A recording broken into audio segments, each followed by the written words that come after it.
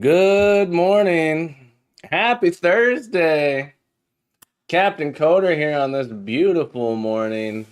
Might be the afternoon, might be evening for you, but good morning, good afternoon, good evening, wherever you happen to be in the world. So nice to have you here. Mooniz, Dramulks, welcome aboard, welcome back. Welcome back, my friends. Today, what are we working on? We are playing around with NVIDIA PhysX some more. Crazy Marble. Crazy Marble, that's what I'm calling it. The 3D PhysX based game about a marble gone mad. The marble's gone mad. It can jump, it can spin, it can roll. It's gonna have a boost. Today's stream is brought to you by the letter R. R is for Ravier, who is a 3D artist and programmer.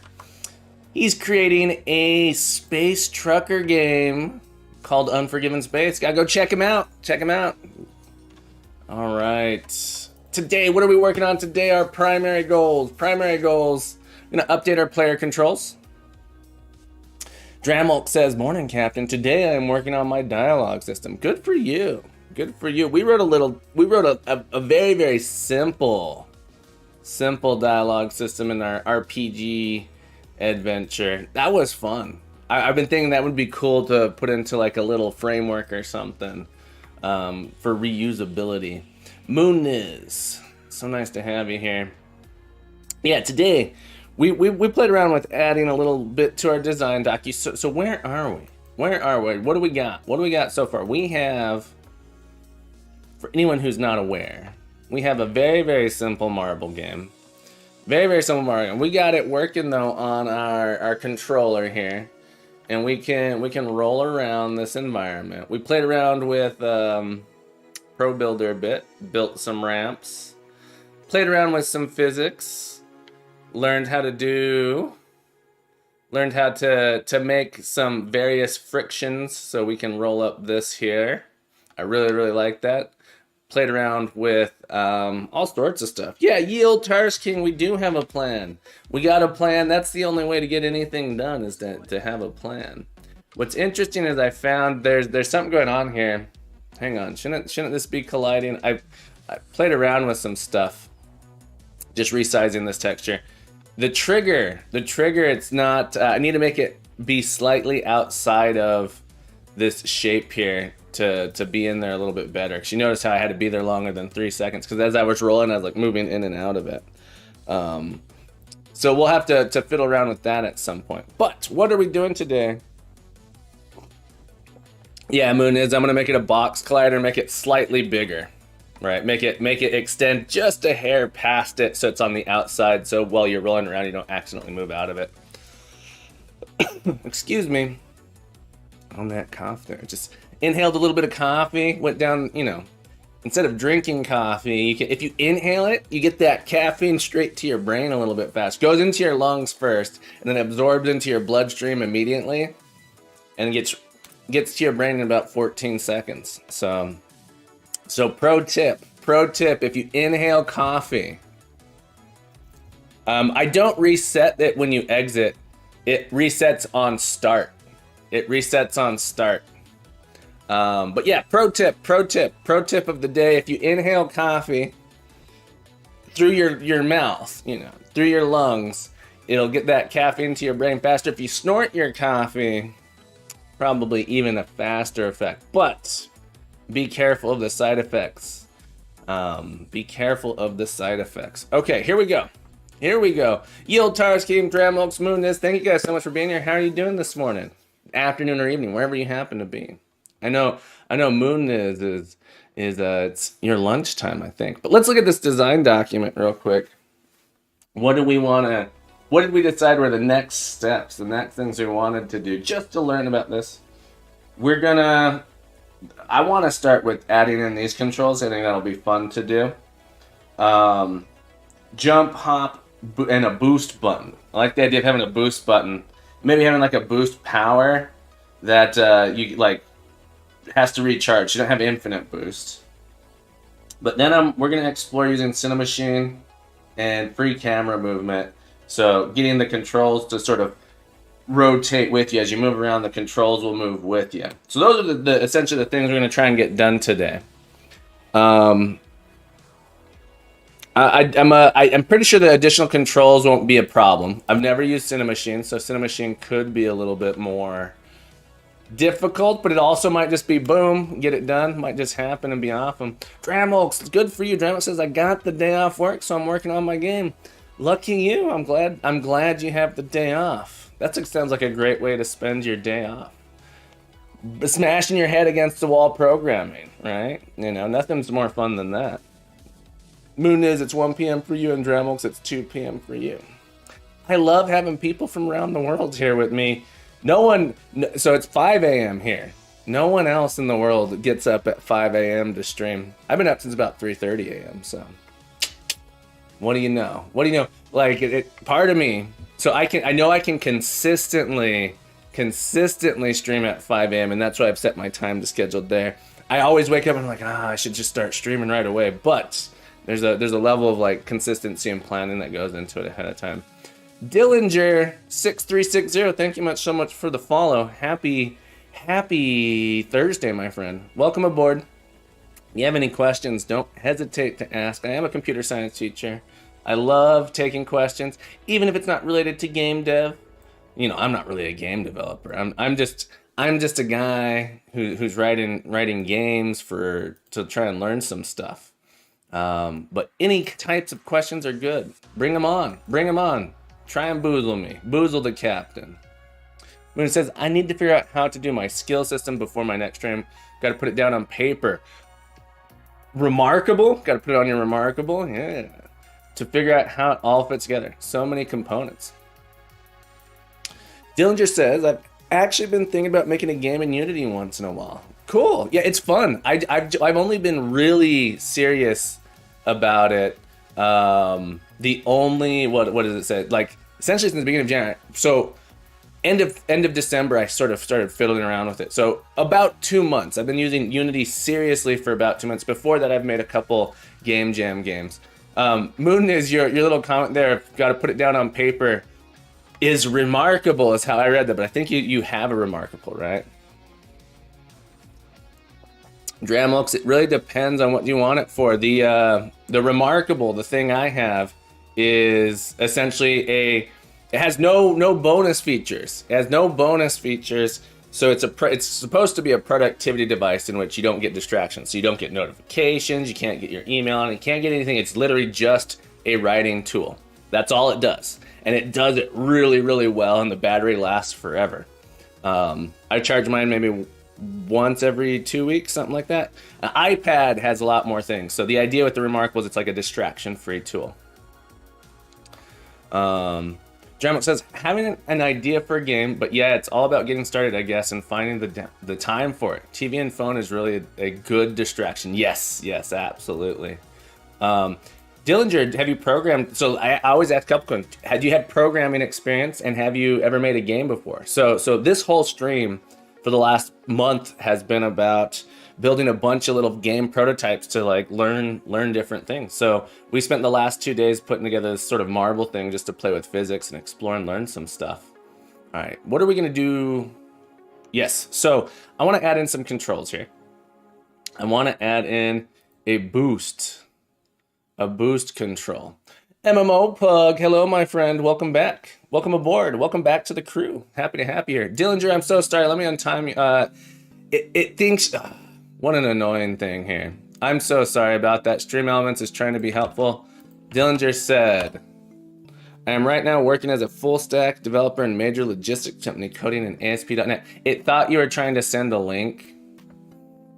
So I apologize for Stream Elements. I know. I'm so sorry, Dillinger. It should untime you in just a second here. That prevents the bots sending us dirty links to dirty videos, though. So, but the 10-second timeout seems to be doing all right. Okay. Yeah, because we've had links to dirty videos before pop in, and I want my stream to be family friendly. Family friendly. Fun for the whole family, you know. If you wanted to watch this with your mom, You can be, hey mom, let's go watch this nice. Let's get this nice fella. This nice fella making a game about a marble. You want to watch marbles with me, mom? Mom, come watch marbles with me. You know, just invite her on down. I bet she'd love that. I bet she'd love that. Happy Thursday, Mike. Happy Thursday, Mike. Welcome aboard. Happy to have you back. Happy to see you again. Thank you for all your support. I love having you here. Okay.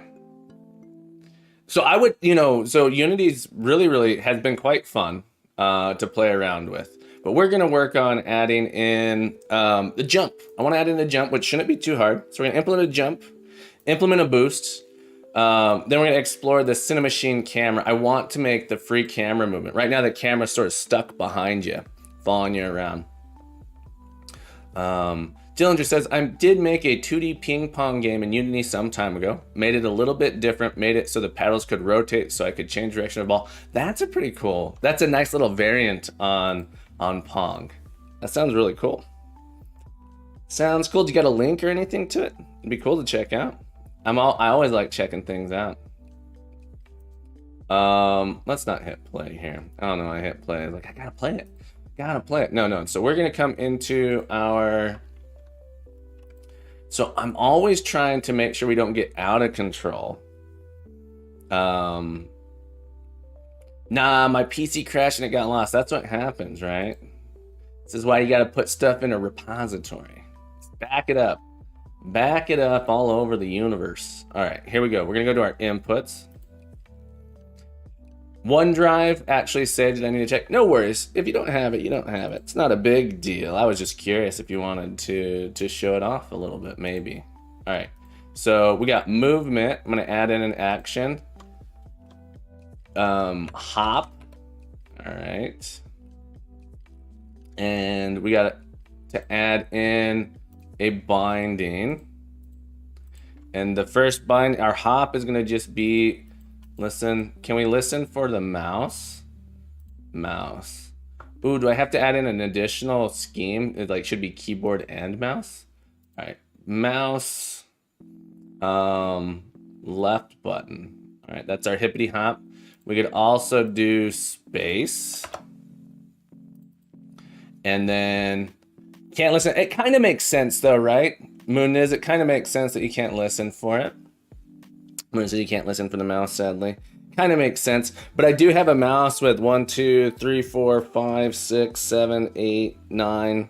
9 buttons, so figuring out which button goes where is a little bit awkward. I do have a fancy mouse for my crippled hand, because I got the, what is it? I got the, what am I trying to say? I got the carpal. All right, we're going to add a binding here. What's a good jump button? Is A a good jump button? That feels good. A feels good. The other option would be like a, you're stuck in a tunnel.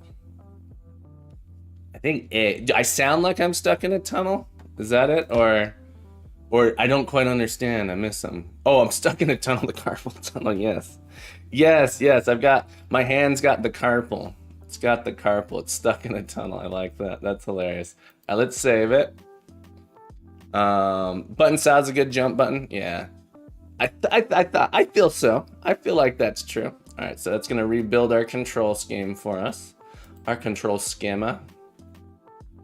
And then if I come over to my player controller, or I called it, what I call it? Marble controller. Yeah, marble controller. Okay, so our marble controller, rather than having an entity, it should probably have a player. A rigid body should probably have a player entity, but that's okay. What is marble controller attached? Just all right, so jump. The jippity jumpity. We're gonna wake up marble inputs.marble controls hop started. All right, so here's the hard. We got to detect whether we're on the ground again. So we sort of figured out how to do that last time. So we're gonna repeat it. Here's the general idea. All right, so if you're trying to learn, I'm trying to teach. I'm also trying to learn. But here's the general idea of what we're gonna do. Here's the general idea of what we're gonna do for the jump. The general idea is, let me switch to my document camera. We'll draw it out. We'll draw it out. Boom. How to jump. Jumping 101. Right. Jumping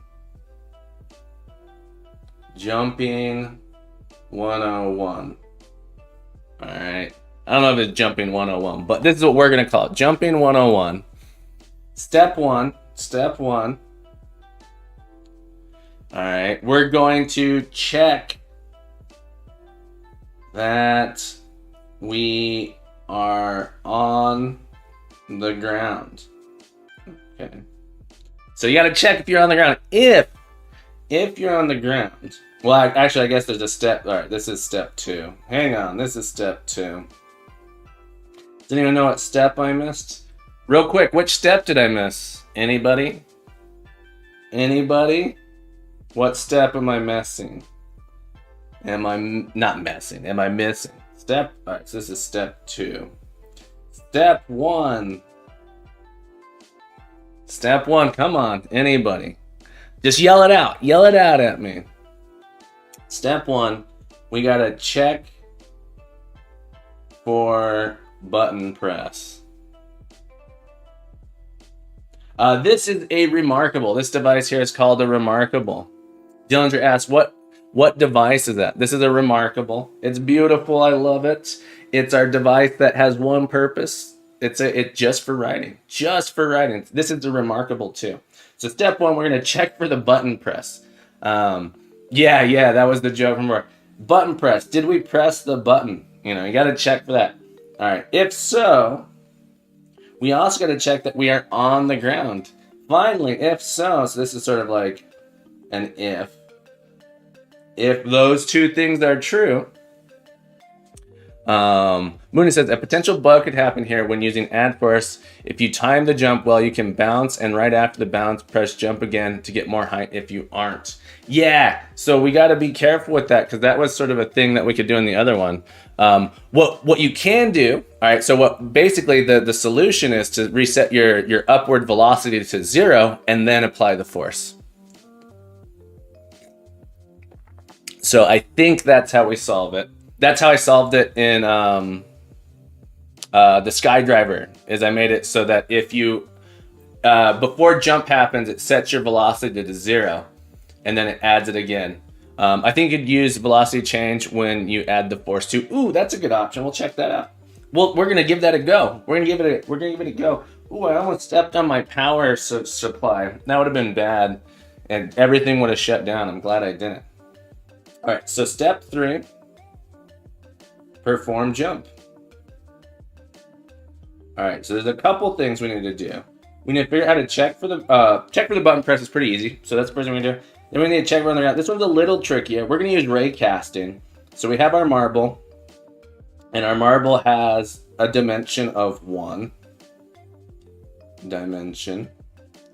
All right, so we're gonna send a ray straight down from our marble at 0.51. So just a little thicker than our radius, right?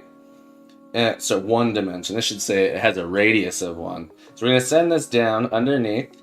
We're gonna say if we're on something, that means we're on the ground and we can jump. All right, so we're gonna do a ray cast. Ray cast for step 2. All right. So we're gonna add in a little getter, a little property called is on ground that we can use. Okay, here we go. Let's do it. Let's do it to it. Document camera off.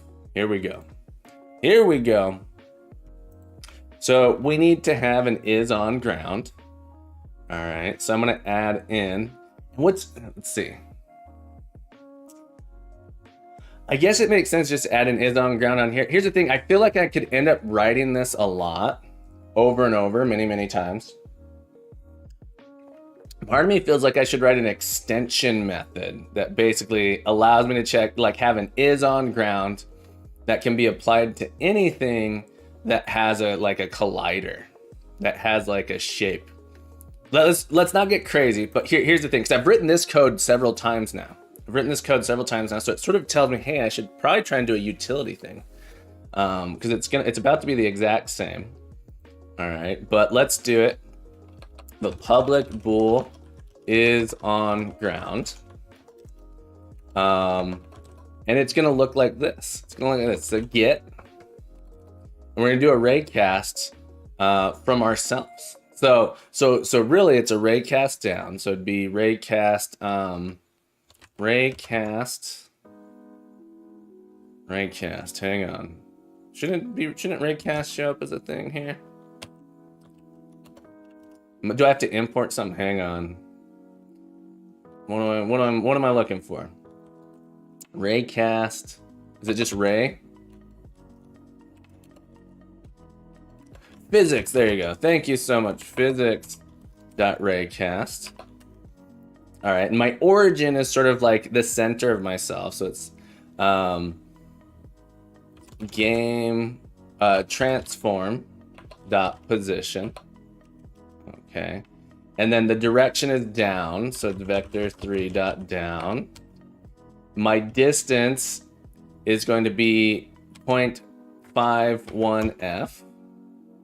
All right, so this is the tricky part. These all need to sort of get parameterized if I do this later. So this should be sort of like the size of me divided by half plus a small epsilon. All right, and then I need a layer mask. Oh, I need to be able to check what I'm trying to hit. I guess I don't necessarily need that. Right, I don't necessarily need that. And then there's sort of this thing that's like ray cast hit, hit info. Then we do out hit info. I gotta put this, the ordering's always, I always get this wrong. The ordering's always something like that. There we go. I wish that this was always the last argument or the first argument. It's weird that it like gets shuffled around inside the argument list, and I don't quite, I'm sure there's a reason behind it. All right, bool is on ground. All right. Really, it's just sort of this. We return is on ground like that. So I don't really need this intermediate thing. I just say do this raycast like that. And then I don't, that's the thing is like, I don't need that, but it could be useful later for debugging. So it's nice to have. Is hit. And so for now, I'm just going to leave this like this because it'll be a little bit easier to debug if I need to debug it. Okay.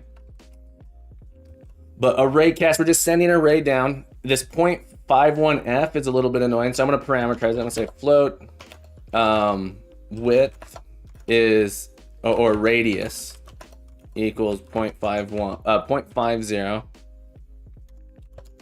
I don't need point, it can just be 0.5. That's okay. Those are just bonus points. You know you get more points the more semicolons you have.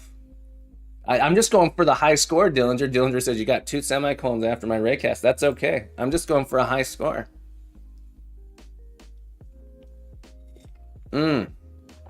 Beautiful. There we go. Here, let's just put some extras in there while we're at it. Thank you. Thank you for reminding me that I need the high score.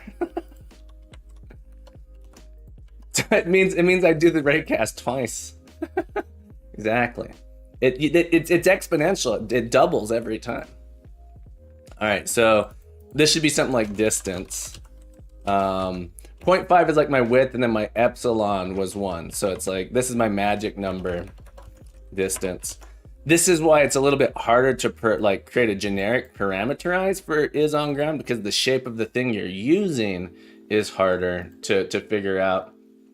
And so part of me is wondering, can I make this something that anything that has a collider, we can check if it's on the ground, right? That would be kind of cool. Or is on, is on surface or whatever. All right, so we have this is on ground like that. So that was step 2. We did step 2 first. Step 1 was to get the input controls. So we're using the new input control system, which is pretty nice. So we can do marble inputs.marble controls.hop. That's our hippity hop. We're basically going to say when we press this, on started. We don't care about if we're holding it. We're gonna be like, you have to press it to get it to go. And we're just gonna do a handle hop. So we're gonna write a little method here called handle hop. It's gonna check if we're on the ground. And then it is going to try and do the hippity hop.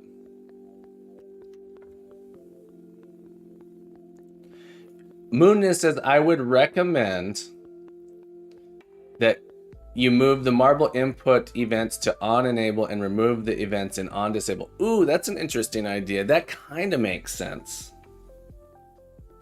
I think that makes sense.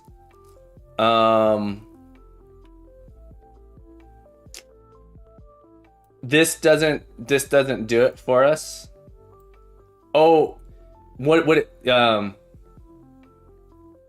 the game object is disabled, you usually do not want the events. Yes, I know. So my question is, doesn't this cause them not to run on this specific object? So shouldn't this, and that's my question, maybe I'm wrong. Shouldn't this prevent these from being sent off anyway?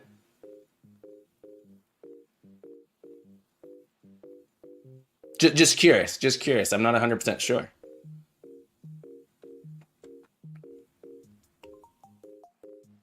Yeah, so then I only have to, do it this one time. I think that it's, yeah, so this disables the input manager and I don't have to re-add the listeners. I think this is what I don't know if that's better or not. It's a thought to consider. I think you're correct that I don't want them to be triggered if I'm not there, but yeah, I'm just not sure. I'm not sure which is actually what's the better practice. It's a really good question in my mind. It's like, I don't know which ones. This is the best part about, maybe not the best part. It's one of the frustrating things, but fascinating things about programming is there's, multiple ways. There's multiple ways to do it. All right, so we're gonna handle hop, and the handle hop's going to say if we is not on ground, we're gonna return. All right, so if we're not on the ground, we're gonna return. Otherwise, we want to add the physics. Just a good practice, always add and remove events in on disable. In this case, you enable disable the input action, so it's fine. But when teaching, it could be good to mention it. Yeah, absolutely. Absolutely. And basically what I'll probably do is I'll have a bug. I'll probably give students a bug and say, here's this thing that goes on. Oh, when you pause, weird things can happen. What's going on with that? Right? That's like my favorite way to teach is like have students debug something like this and be like, okay, how do we make that? So here's this program. You hit pause, your character can still move around. How do we debug? Like, what should we do to change it? It's like, oh, well, we need to make that so that we remove those. I'm actually not sure if this is doing what I think it's doing. It might be. So here's the thing. If any other objects are listening to this, so here's the thing. If any other objects were happen to listen to marble inputs, this would be bad. Right, so this is only good because this is the only object that listens to those controls. If there were multiple objects that listen to those controls, this would actually enable and disable them for all of the objects that listen to them. So I think you're right that the better practice would be to do this. And actually enable this if it wasn't already enabled. I think actually this is the better practice. Is that we wouldn't actually disable them, but we would do this.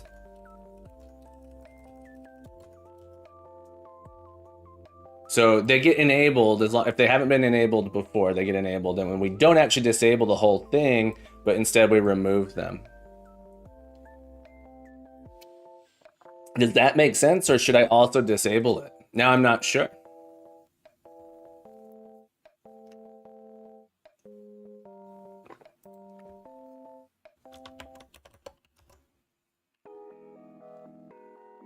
All right, so if we are on the ground, disabled on destroyed just to make sure. That's true. That's true. I think this is actually the better way. So thank you for calling me out on that. Calling me out on that. This is one of the reasons I like live coding. Live coding. I get called out and I learn. I learn, you know, better practices as I go. It's really, really good. Okay. This maybe shouldn't be called apply directional force. Maybe it should be called apply torque.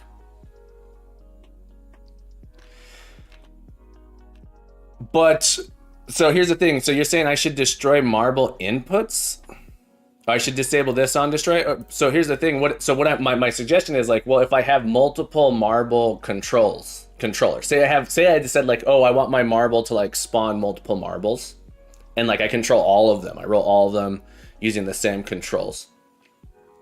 I don't think I want to disable it. Oh. Oh, well then it doesn't. Marble. Oh, this is not a static thing. You're correct. Never mind. Never mind. I like my version better. All right, we're gonna go back.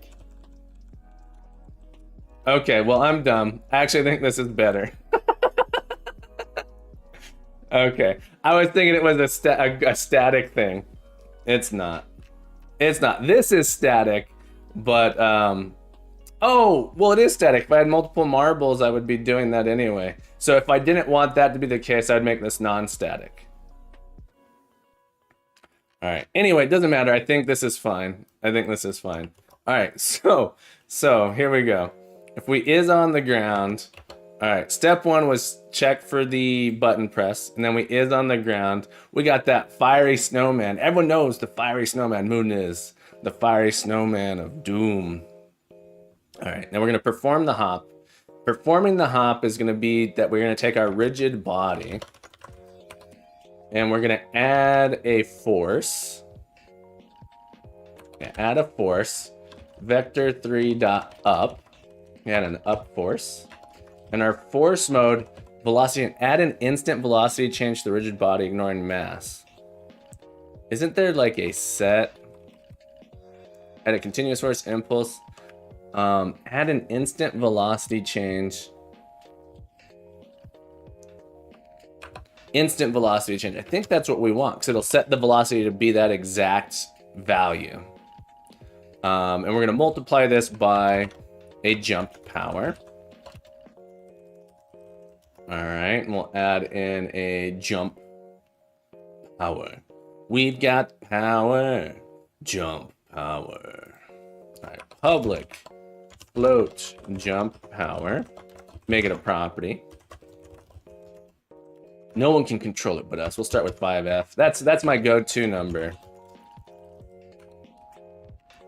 You might have to add your current velocity to that as well, so you don't just stop and jump straight up. Oh, you're correct. Yeah. So this is gonna set the force of up. You're correct. You're correct. So I need to get my rigid. So vector 3 current velocity. So my rigid body dot velocity. And then if I did, oh, I'm curious. Now I'm not sure. Now I'm not sure. Let's go. Let's test it out. I'm curious.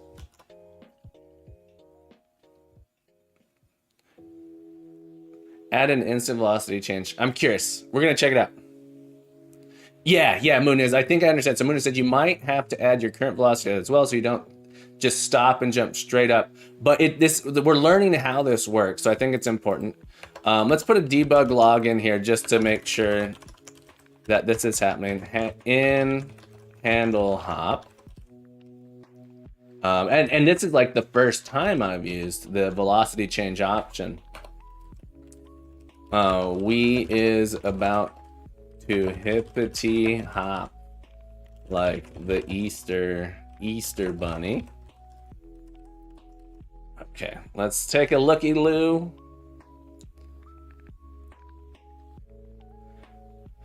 Building marble game. Then we're gonna jump cut. Oh, there we go. All right, so if I'm moving, it doesn't. It doesn't. So that's interesting. That's interesting to me. So we're gonna see it. Can we time it just right, like you were suggesting? So I'm really curious. It's not an impulse. I can't jump when I'm going up, which I can't jump when I'm going. All right, so there is an issue where I can't jump there. Make a bouncy platform. Oh, I got one of those. Hang on. We got a bouncy platform if we come to level 2. Level 2 in our scenes. We've got the bouncies. All right, let's try it out. All right, so we're gonna be gentle. Good. Oh, gentle roll. That one's not the bump. All right, this one's our super bounce. No. All right, I might need to move it. That's a little easier to get to. All right. There was something interesting about us on the slanted platform. Can I make it back over? Come on. There we go. Let's clear these out and see.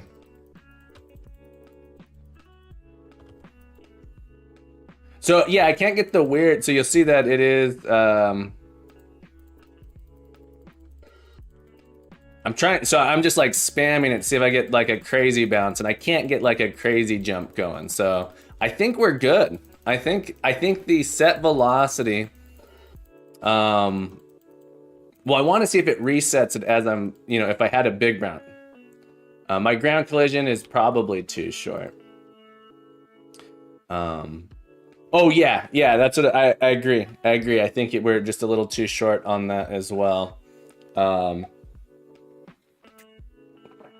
Let's increase it slightly. I don't want it to be too big because I don't like you're saying. I don't want to.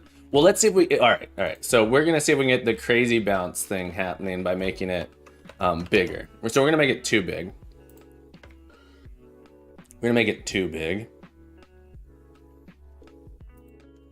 And see if we can get the crazy where we get jumping, like where we sort of.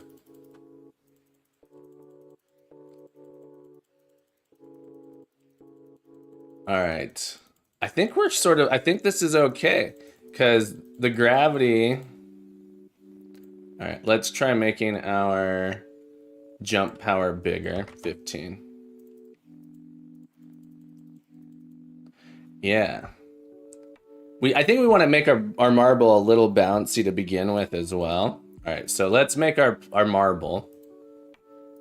We're gonna add a slight, like our marble physics texture. So our marble is gonna be a little bouncy on its own, so it doesn't just like land and stop. So we don't want that. We do want it to be a little bouncy, I think. So in our materials marble, crazy marble, let's add in a physics material. Physics material marble. We'll call it crazy marble. And have just a little bit of bounciness. Let's see what that feels like. Just a little. Oh, I didn't add it to my marble. Hang on. I get excited sometimes. Does anyone else get excited and just hit that play button? You're like, it's gonna work, and then it doesn't. And you're like, oh yeah, because I didn't actually change anything. All right, so now we got a little bit. A little bit of wiggle, maybe. There we go. I think 0.6 is probably too much, but let us give our player a bigger jump just so we can see that bibbity bounce.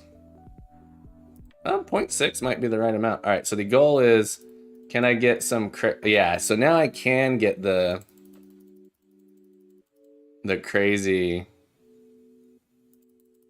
I can get the crazy jump up. Okay. So I think to try and fix that, all right, to fix it, what do? I think we take the original velocity And then we do current velocity dot y equals 0. And then we set our rigid body's velocity equal to the new velocity. So veloic, it's not even velocity, it's veloicity velocity. All right, so I think we set it to 0 and then we apply it. So that way, as we're going up, it's not adding an additional boost amount. What's interesting here is I thought this would be like a direct change. I'm curious what the difference between this and impulse is. What is the difference? Tell me, documentation. Can you tell me the difference? Unity, force mode. All right. Let's see if there's an explanation here a little bit about the different force modes. Impulse at an instant force, at an instant velocity change, ignoring, oh, so one of them ignores the mass. Okay. So one of them uses mass and one of them doesn't. So it is an additive though. It does add it in there. So either way we need to do that. So this one would,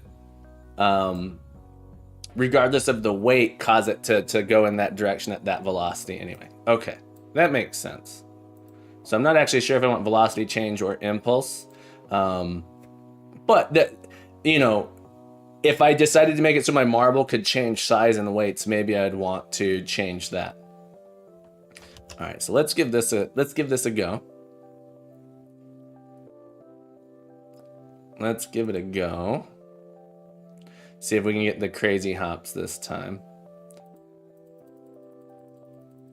I think we've solved the crazy hops by,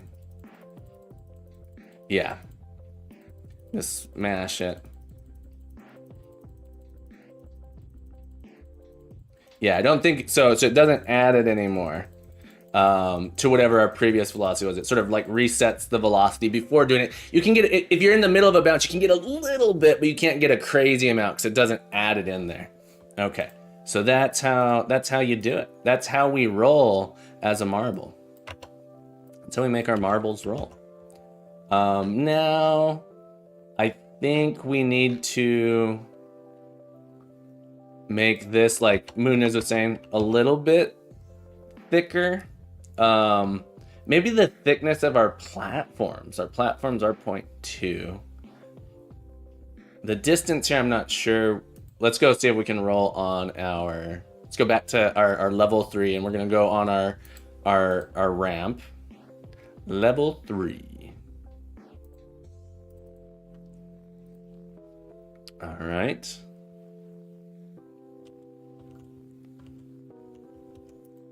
I still can't jump there, which is interesting. I might want to add in a little ray cast to see what's going on there. All right, I'm gonna make this I'm gonna real quick. Public float jump distance.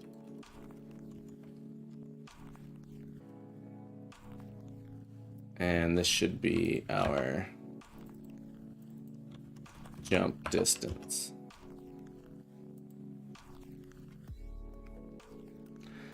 Let's see what's going on here. Can we increase? Let's make it big to start out. And I could always add the little debug to do it as well. Yeah, just too small. I can do it now.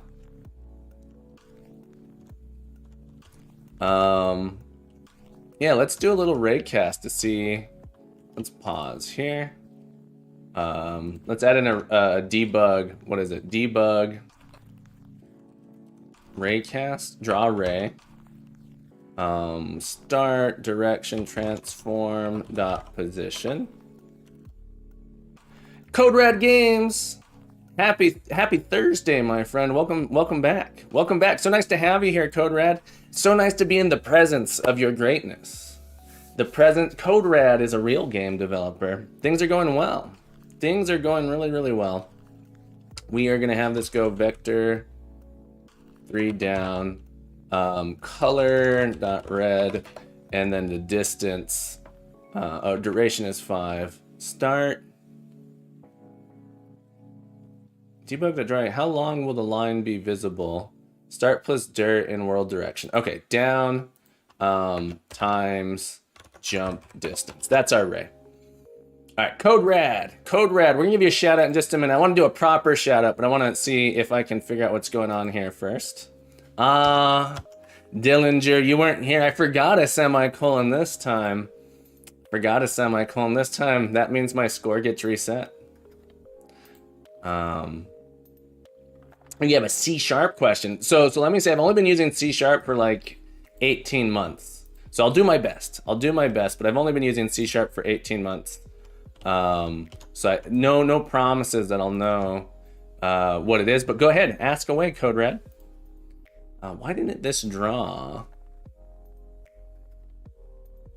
That's interesting.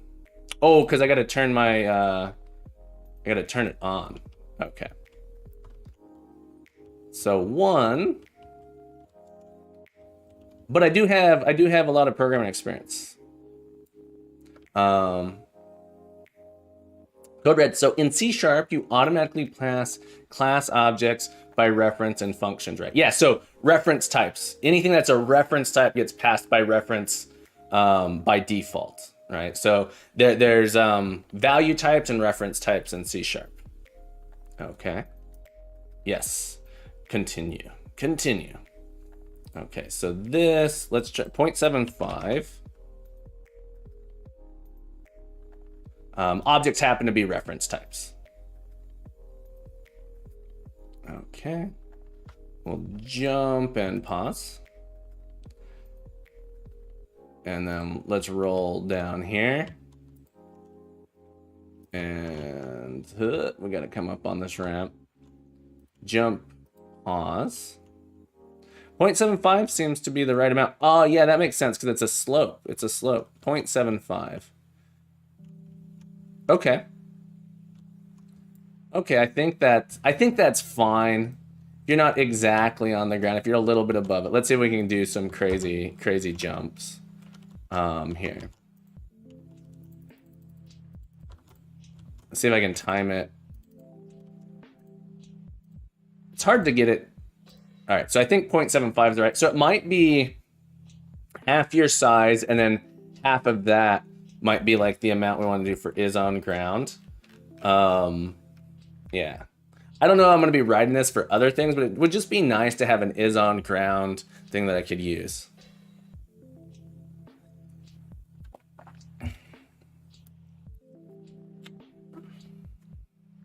Yeah, structs, I think structs are considered value types, right? Are, you know, C# structs value type. A struct is a value type, yeah. Square says, sometimes I don't want to pass around my solutions to use a shallow clone, but sometimes I need to use a deep clone. Ah, yes. Yes, you can actually pass. I want to pass by reference. You can do the following. Let's check it out. Let's check it out. Let me make, let's do a little project here. Let's go ahead into my temp folder.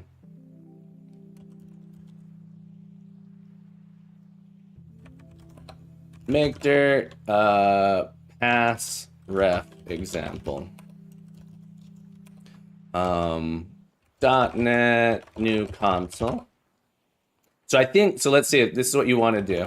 You want to pass by reference. So you have a struct. Let me ask this question. So you have some struct and you want to do, oh, didn't mean to close that. All right, so we have some function. We have some function. You don't want to pass by reference. You want to pass. So you have a class, you have an object then. All right, so you have something like, pass the class as a value.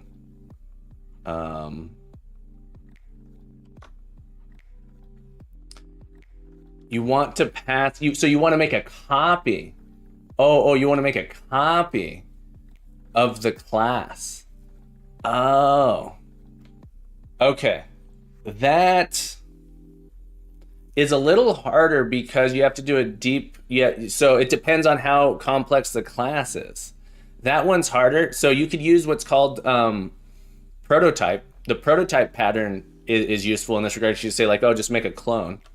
I don't know if there's a built-in clone method that does it easy, but prototype sort of solves that, where it says it'll copy the things it needs to.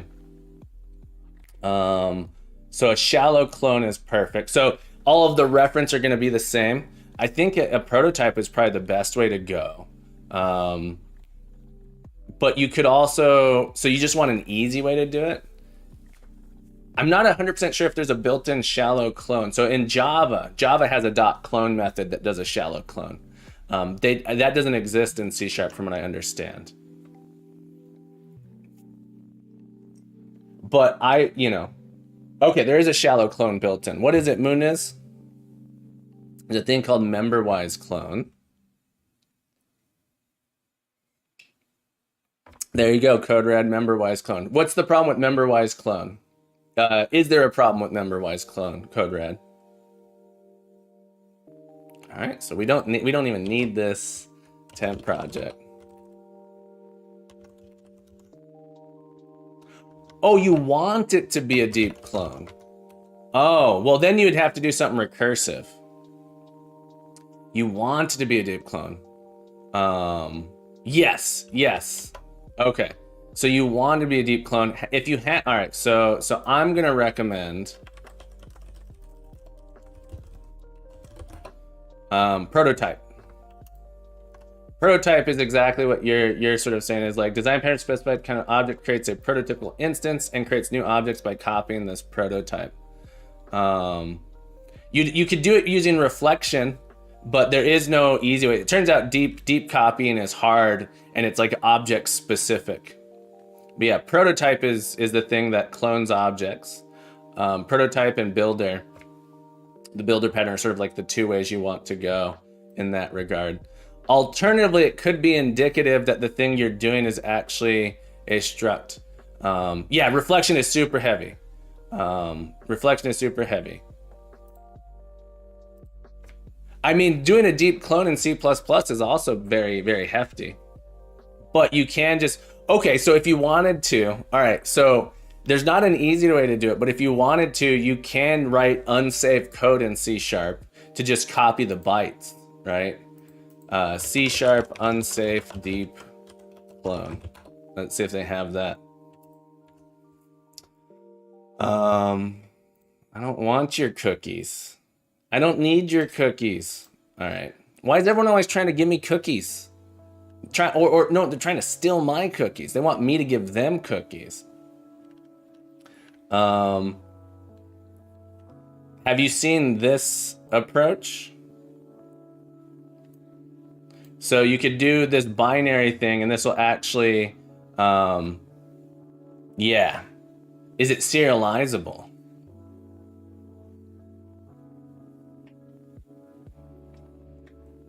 It's a tough question because so deep copying is so specific to the object you're doing.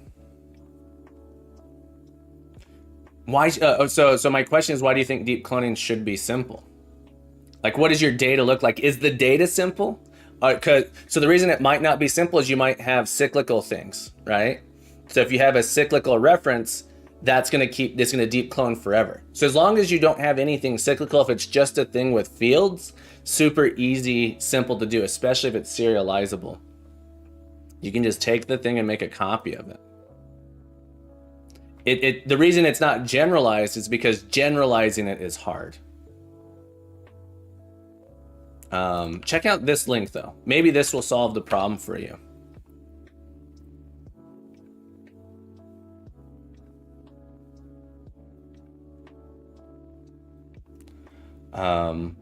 Typically though, you would use something, so in C++, when you pass a class to a function, it makes a copy of it. It's not a reference by default, so it just works. Well, it's because does it make a deep copy though? I don't know that that's true in C++ that it makes a deep copy. If you have reference types inside of your class, those are still references. Jackie, Welcome back, my friend. Happy Thursday. So happy to have you here. So in C++, if you have any reference types inside, those don't get copied. And that's why it's so interesting in C#, because everything's a reference type, you have to make references. That's why the deep copy is hard, because it has to follow all the references. So you're right, in C++, when you pass something in, it's okay,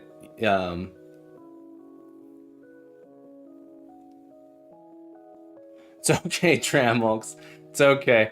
CodeRad wants to be able to do a deep copy of a class. So he has some class. Do you want to do it with any class? I don't know if I asked how you're doing, Jackie, but I'd love to know. I'd love to know. Welcome aboard.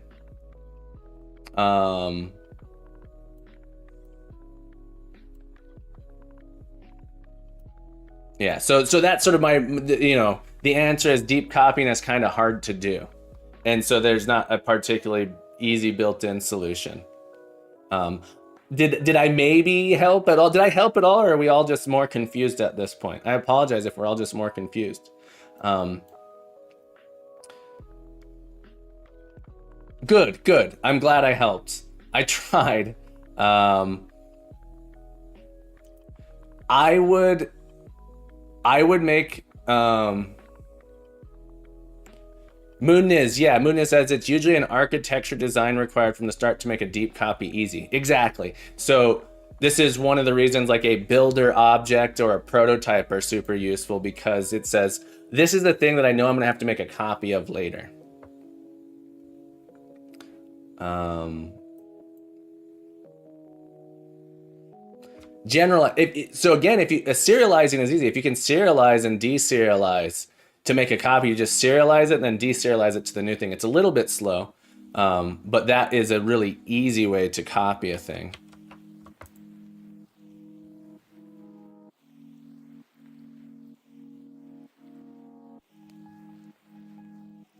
Gotcha. I don't need it now to do deep copying, but I was stuck on it for a while, a few weeks ago. But yeah, as Mooniz was saying, if it happens to be serializable, it's pretty easy to do. You just avoided doing the deep copy. Deep copies are expensive. That's the other thing. All right, so we've gone through and we've done this. I guess I could leave this in because it ends up getting removed later anyway. I'll leave it in there as just so if we want to turn it back on, it won't be hard to turn back on. All right, so we have raycast is a word. We're gonna add that to our dictionary. Like that. Yeah, you weren't missing anything simple. It turns, yeah, so in languages where everything's references, making copies of references is hard. Not hard, but non-trivial. Let's say non-trivial. All right, so we got our jump working. We got our hips, we got our hops, we got our hoops. Okay, so now we can sort of make levels based on our hippity-hoppityness. Woo! Like so. We can hop up a ramp, which is highly ineffective. All right, can we make it across the gap? Whee! Oh, all right. Cool. Okay, I like this. I like this a lot. Get up to our exit here. Oh, let me give you a shout out, CodeRad. Now that, all right, so if anyone's not following CodeRad, now that we got a moment, you should be. Come on back to the chat just for a moment. Come back. Hit that little heart button at the top. It's that easy. It's that easy to give CodeRad some love. Oh, I don't know why I had to click over here. I was about to roll off the edge. But give CodeRad some love. Hit it. Hit that heart. If you're not hitting the heart, there's something wrong with you. What's wrong with you? Is there something wrong with you? Why don't you want to love CodeRad games? Give them some love. Go check out their game. CodeRad is making this awesome. If you like roguelike games, if you like Dark Souls games, you got to check out Rogueblight. Fantastic, fantastic looking game. I am so excited to play it. Feel free to post some links to it, CodeRad, if you'd like to. I'm sure we'd love to see it. All right. But thank you so much for hopping in. Sorry I wasn't able to help you more. But I wasn't able to make all your dreams come true. right, so next we got our hippity hops. We're gonna add a commit here. There's a lot more I changed clearly.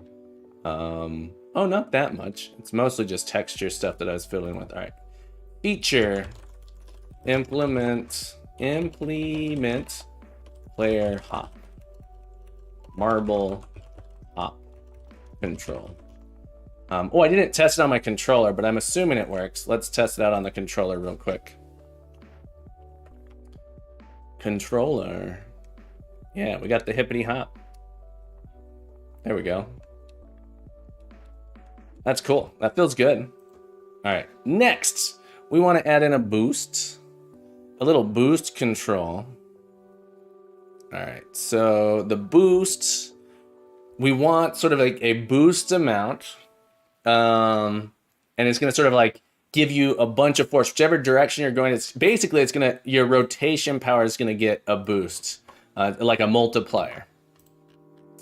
If you happen to have a boost amount. All right, so our marble controller, we're going to add in a boost button. Bibbidi bobbidi boost. Inputs. Marble inputs. Boost. Okay. So the boost is going to be, can I listen for my other, I can listen for my other mouse buttons. Mooniz, we can listen, we just can't listen to the left click. But all the other things, I don't know what these extra ones are. All my other buttons seem to, oh, that one doesn't work. I have several of the buttons work, but not all. All right, so let's listen. We are gonna make it, what mouse button should be our boost? I guess I'll make it that one, the back button. It makes sense. That makes sense, yeah. Had it be click to jump. So I want my right click to, I want my right button to be my camera control. I want to be able to move the camera control with my right button. So I'm reserving that. Yeah. So it's probably gonna be like a button on the keyboard anyway. So shift, it'll probably be shift on the keyboard, which is like a painful, like the carpal tunnel for me. Shift is a key that is just, I can't press. It's hard to press, but we're gonna make it shift on the keyboard. And then on the mouse for me, I'm gonna make it the back button, which happens to be like a side key for me. Let's see, where is it? A side key for me. That's this one here, which is nice.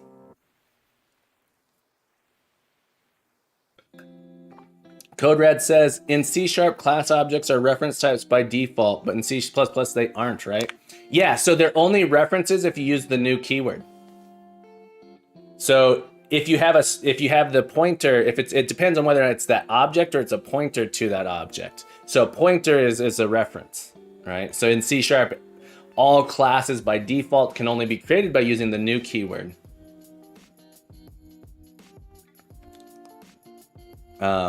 Yeah, so in C++, the classes act a lot like structs unless you use the new keyword. And in fact, they might actually act exactly like structs. And I just don't, I've done very little real programming in C++. It's part of the gamepad. All right, back mouse button. Oh, this won't be part of the keyboard.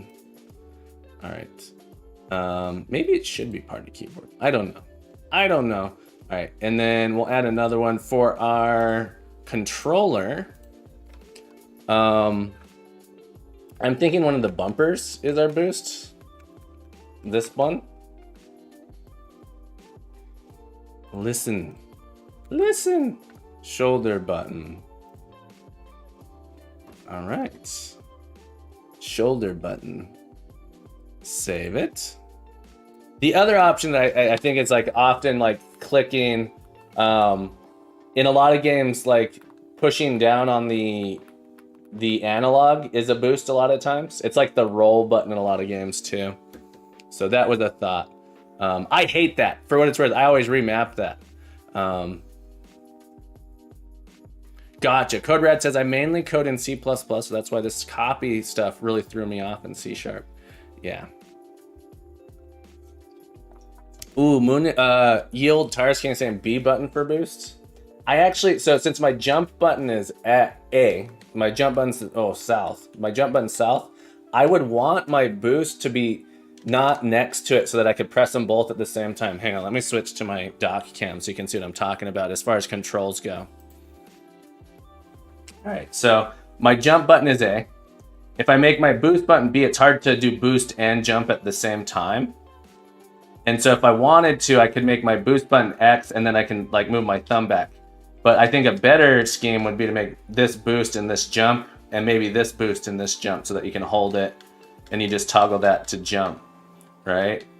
But that's why I'm making it here so that it's a little bit easier to access and jump at the same time. Dimas NGB, sorry if I missed you. Thank you. Welcome aboard. Demas. So sorry if I'm pronouncing it wrong, but welcome aboard. Sorry I missed the follow. Thank you so much.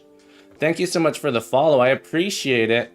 As always, I'm a computer science teacher. I'm a computer programmer. I'm here trying to teach people, mostly myself, trying to teach myself how to use Unity. But my friends here, Moonniz, Code Red Games, Yield Tarsking, they're teaching me how to use Unity, which has been a beautiful experience. So if you have any questions, don't hesitate to ask. Don't hesitate to ask.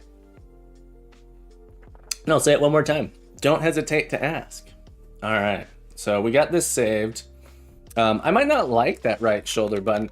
What would be nice is setting up like a menu where you can change the controls.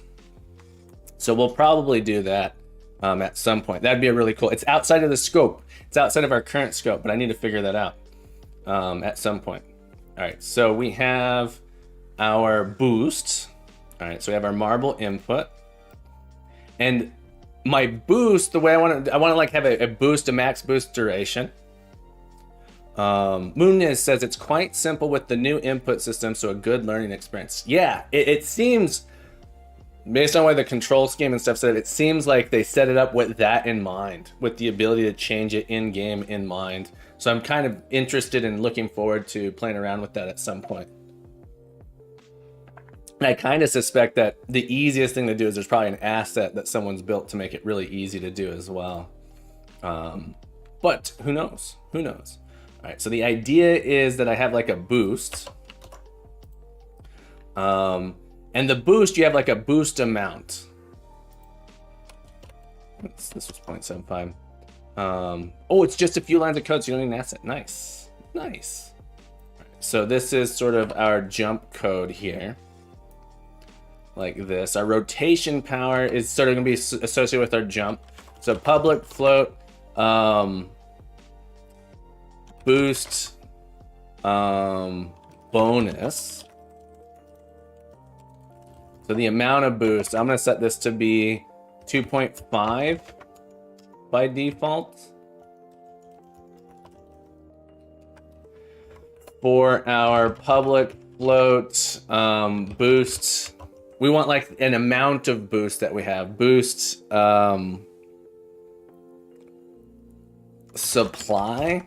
What would be a good word for that? It's like, this is like the boost duration. It's how many seconds of boost we have. So like stamina is what I might call it in something else, but boost amount, boost bonus, boost amount maybe? Or maybe I'll call it fuel. Boost fuel. Naming is hard. I'm not good at it. Drumhulk says nitro. All right, we're gonna say that we get 2.5 seconds of boosts. All right, and so we sort of need to have like a max in here too. So public float boost fuel max, and we'll set it to 2.5. So the idea is you use up your boost. If you're not using your boost, it starts regenerating. And in fact, this seems like indicative. It's like so much stuff I'm adding into the marble control that I might actually want to do a little bit more.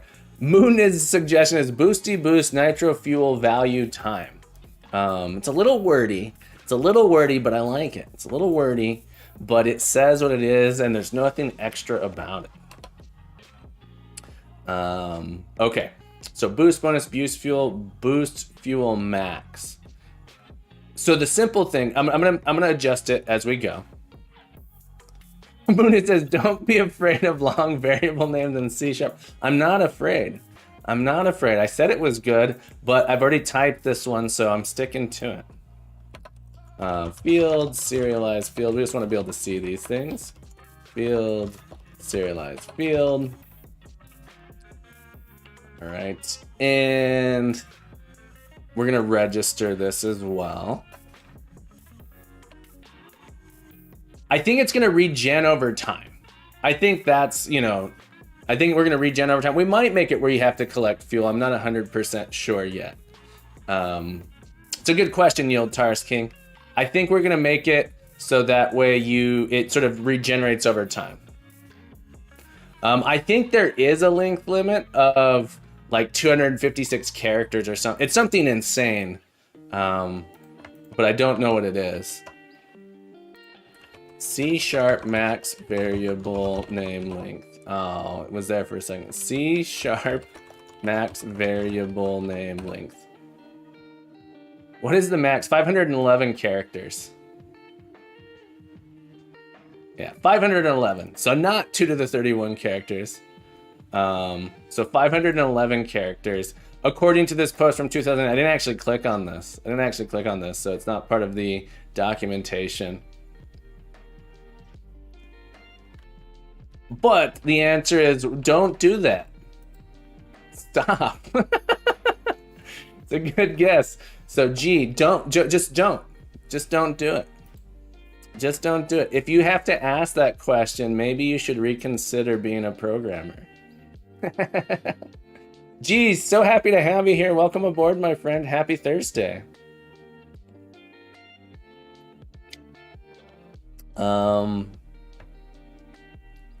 Boost bonus, boost fuel. And then we sort of have like an is boosting, right? Public bool is boosting. I don't know that this one needs to really be anything like that, but we are gonna have marble controller.marble, sorry, marble inputs dot marble controls dot boost dot stay dot performed and canceled. All right. I don't even know if we need the, oh, we do need the canceled. Start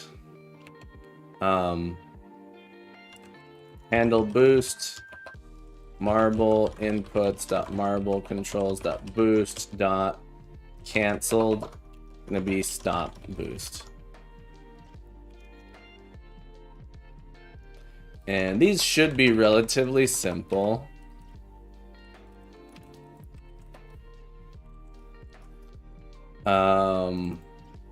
And oops, handle boost and stop boost, and this is just going to be is boosting equals true, and this one will be is boosting equals false. And we sort of have this in fixed update. We're going to have like the apply boost function. So it's going to be this. So rotation power, I actually think, becomes an actual getter. So rotation power is no longer a settable value. We have like a raw, like a default rotation power.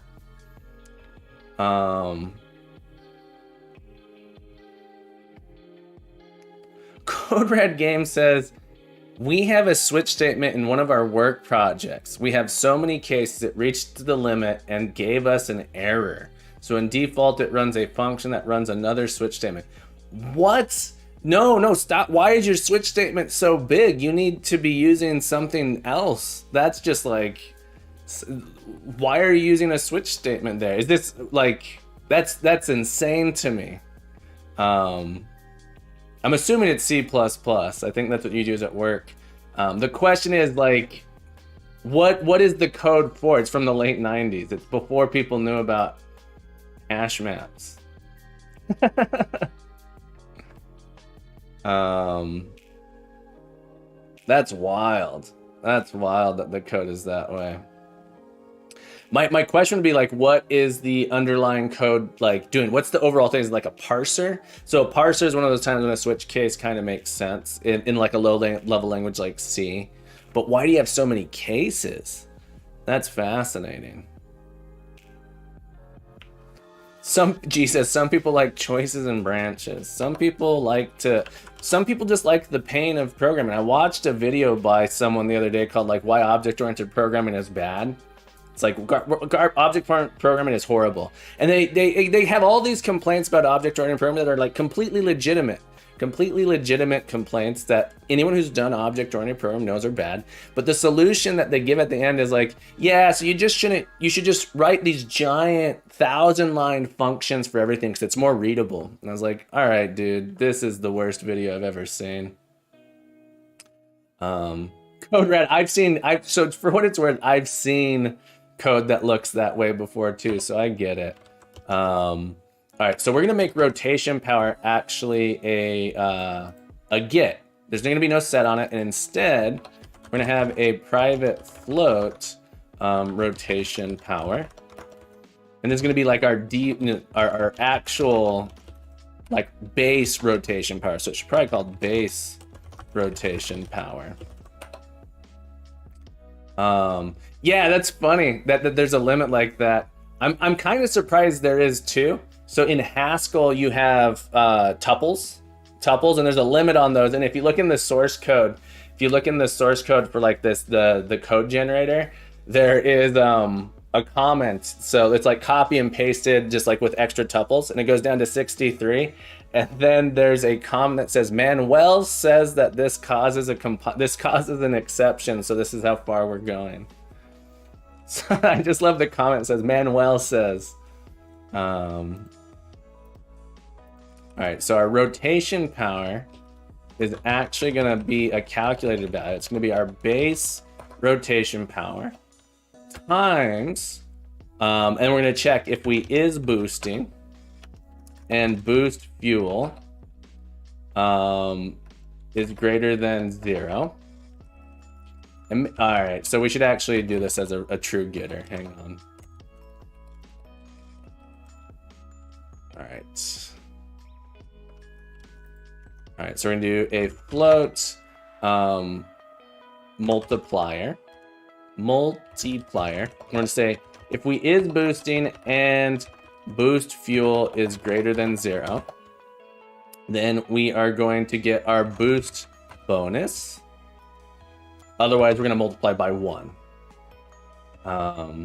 G says, but my guess it's just things like reading a very flexible file format would have lots of switches. Yeah, so that's what I was saying, G. There is like in a parser, if you're writing a parser in C, like not C++, but like straight in C, and you want super high performance, I've written parsers in C. I haven't actually written parsers in C. I've used Yak to generate parsers in C, and that's sort of the outcome. Because it's like just fast, right? But if you're writing, yeah, I'm just like, that kind of feels insane to me to break it up into 2 like that. From a programmer standpoint, right? So it's new base rotation times multiplier. Mooniz, oh no, you forgot the colon. I put two question marks. Andres, welcome back, my friend. Happy Thursday. So happy to have you here. All right, so we're updating our rotation power here. We can no longer serialize that. Our rotation power is now calculated based on our boost. All right. And so what we're gonna do is we're actually gonna say that if we're boosting, our fuel is just gonna be reduced by the like delta time. But for now, we're just gonna test this out. Right now, our boost should just work, but the fuel won't go down. And so maybe we'll add an indicator on the screen that shows the fuel. Code Radgan says the thing is, once you have switched like that, rewriting it in better way would take months. No, I would have to see it. I think I disagree. I think I disagree because just dropping it into a dictionary wouldn't be that hard to do. I don't think. Um,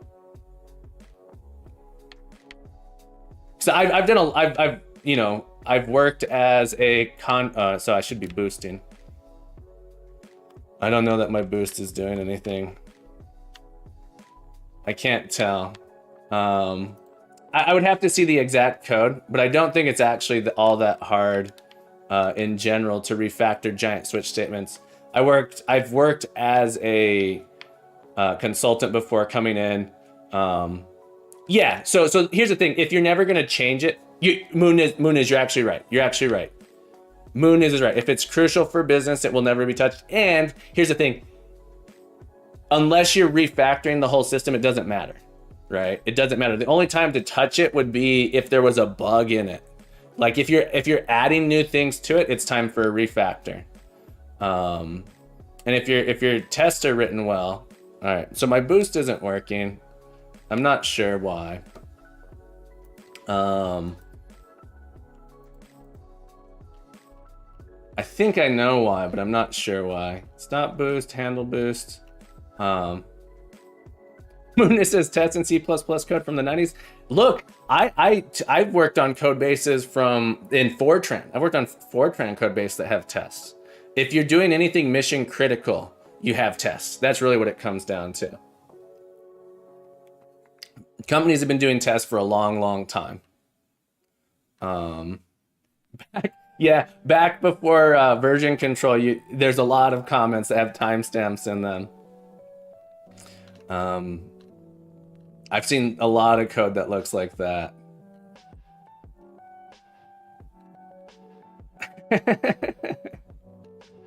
Let's put a serialize on this. Field, serialize field.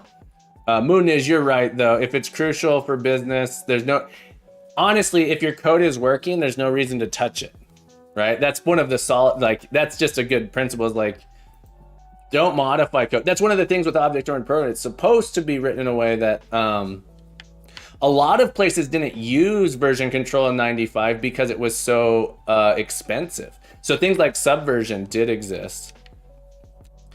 All right, so my boost says I am boosting. I need to go to a different level that has a bigger place. I think Subversion has been around. So it was just different than Git. So Git does do snapshots, and snapshots are big. Yeah, I am using rotational power down here. That the whole reason maybe when I renamed it, it became an issue. I bet it switched to base rotation power. No, I am using rotation power. Okay. Is boosting and boost fuel base rotation times multiplier? I just think I might not be able to tell. Let me switch. It is rotation power. Correct. Good eye. Good eye. All right, let's just go to a level where I have more space to roll.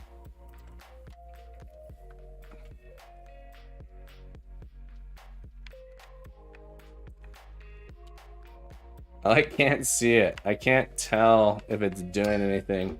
Boost bonus, let's go at 90. We should be able to see that, right? Oh, no, I can't. All right, hang on. If I were to set this to 90. Apparently, Rave yawns. Is it Friday yet? Is it Friday? All right, apparently applying the torque to it's not really, doesn't seem to be doing much.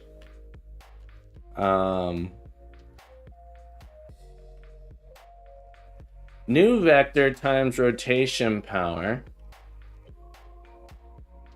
Add a continuous force to the rigid body. Hang on. Debug.log direction. Let's see what this looks like. So I might just be wrong about how that works. And force might be the wrong thing. Go live in Australia is also an option. Ray, welcome aboard, my friend.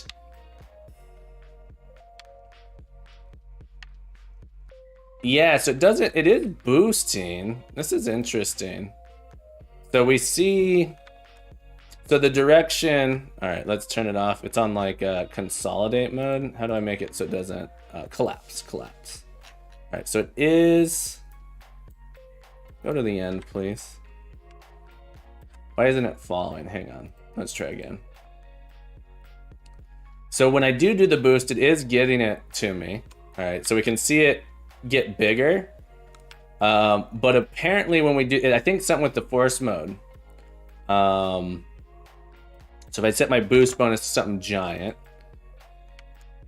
it does get massive, but the torque, it seems to be related to the continuous force. All right, so it's definitely force mode force. 'Cause if I were to change this to something at a continuous acceleration, force, continuous acceleration to the rigid body. Oh, there's also some max speed in the physics settings. Oh, interesting. That's like in the generic, Unicoder says in the generic. I'd be surprised if that was like by default. Physics, oops. Physics.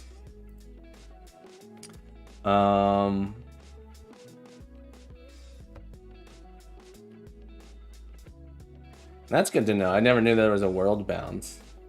That makes sense. Is it on the physics object itself? I feel like it shouldn't, like the max torque or whatever shouldn't be 5. We're gonna change this. I hate that I keep clicking on that little thing there. Can we change it to acceleration force using its mass, acceleration, ignoring its mass? Max angular speed was below there.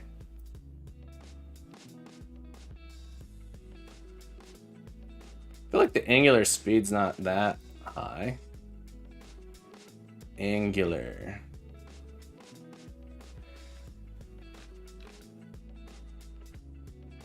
Friction type.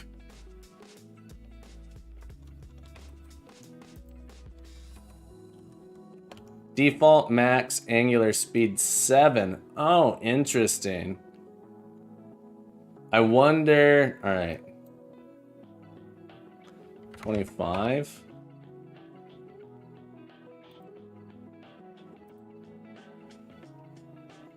That could very well be it.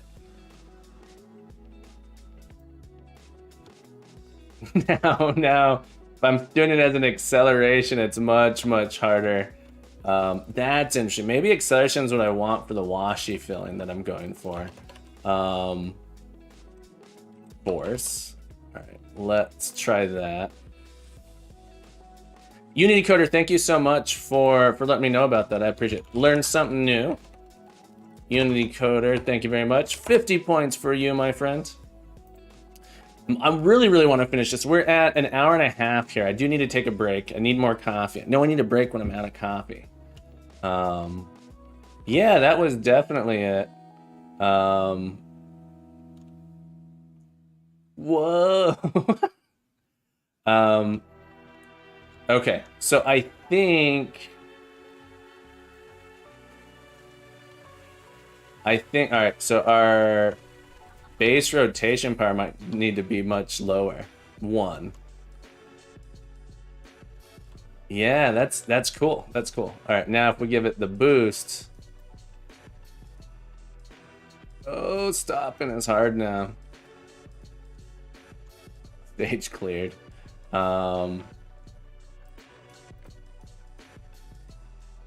It was that. It was the max angular speed. Hang on. So what do I want to do about that? How do I adjust that to be a little bit less, to make it so the boost actually works a little bit better?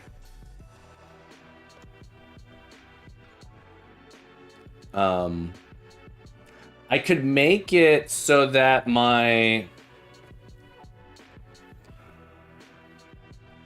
Add more angular drag. Well, I could make it a little, like the friction on it could be a little heavier too. That's what I was thinking. Yeah, friction, as I think it's going to add friction to the player. But angular drag might do it. I just don't want it rotate. Angular drag's probably what I need because I don't want it spinning so fast. All right, let's play around with that.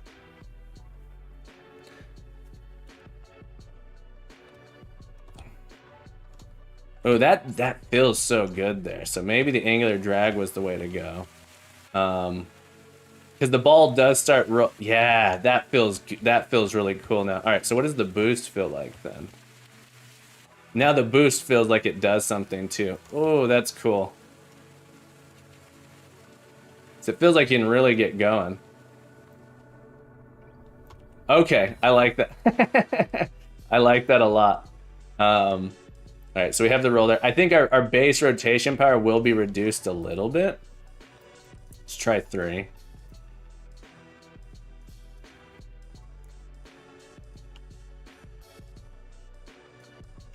So you can get going fast if you're rolling in one direction for a long time, right? Which is sort of what I want.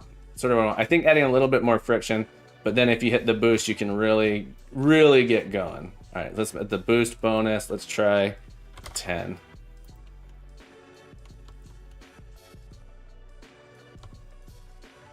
Yeah. Oh, that's cool. I like it. Although it might be nice. I might actually make it so when you boost, it actually gets you going in whichever direction rather than just adding spin. It might actually add a little bit of force in that direction. That might be the way to do it. When you use boost, instead of increasing your rotation, it actually applies some actual force in that direction. I do think increasing the friction would work well too. This feels good. I think adding force will make the boost feel better, right? So rather than just increasing, I think what I'm going to do is I am going to make it increase your speed to like the way it just looks cool when you start spinning like crazy. But I think it's going to apply some force in that direction as well. Okay, so I like that. Unity Coder, thank you so much for that. I appreciate it. We are going to take a break here. We are going to take a break, get some more coffee. We're gonna come back. We're gonna do some stretching. We haven't quite reached our first goal yet, I don't think. Oh, we did. All right, cool. So we did do that. So if you were here to witness that, I apologize for not giving you your bonus points just yet. But all of you, 50 points for being here to witness us finishing the jump hop. We'll be doing the boosts. We'll be finishing the boost when I come back. So thank you, all 17 of you, for being here to witness this momentous occasion. It's much appreciated. We're gonna get some coffee. We're gonna come back. We're gonna do some stretches. So get ready to stretch. Get ready to stretch. But while you're waiting for me to come back, hit that little heart button. Give Rave some love. Did you know today's stream is brought to you by the letter R? R is for Rave. R is for Ravier. Raver. I'm not sure how to pronounce it. I'm so sorry. I always say Rave. R is for Rave. Rave is the best. He is fantastic. He's making a space trucker game. Go check out the stream. Hit that little heart button. Give him some love. Give him some love, and I'll be right back. If you don't give him some love, I'm going to come for you. Now I'm going to get you. I have a specific set of skills. Oh, sorry. I got a little excited there. We'll be back. Hang tight. Grab something. Hold on.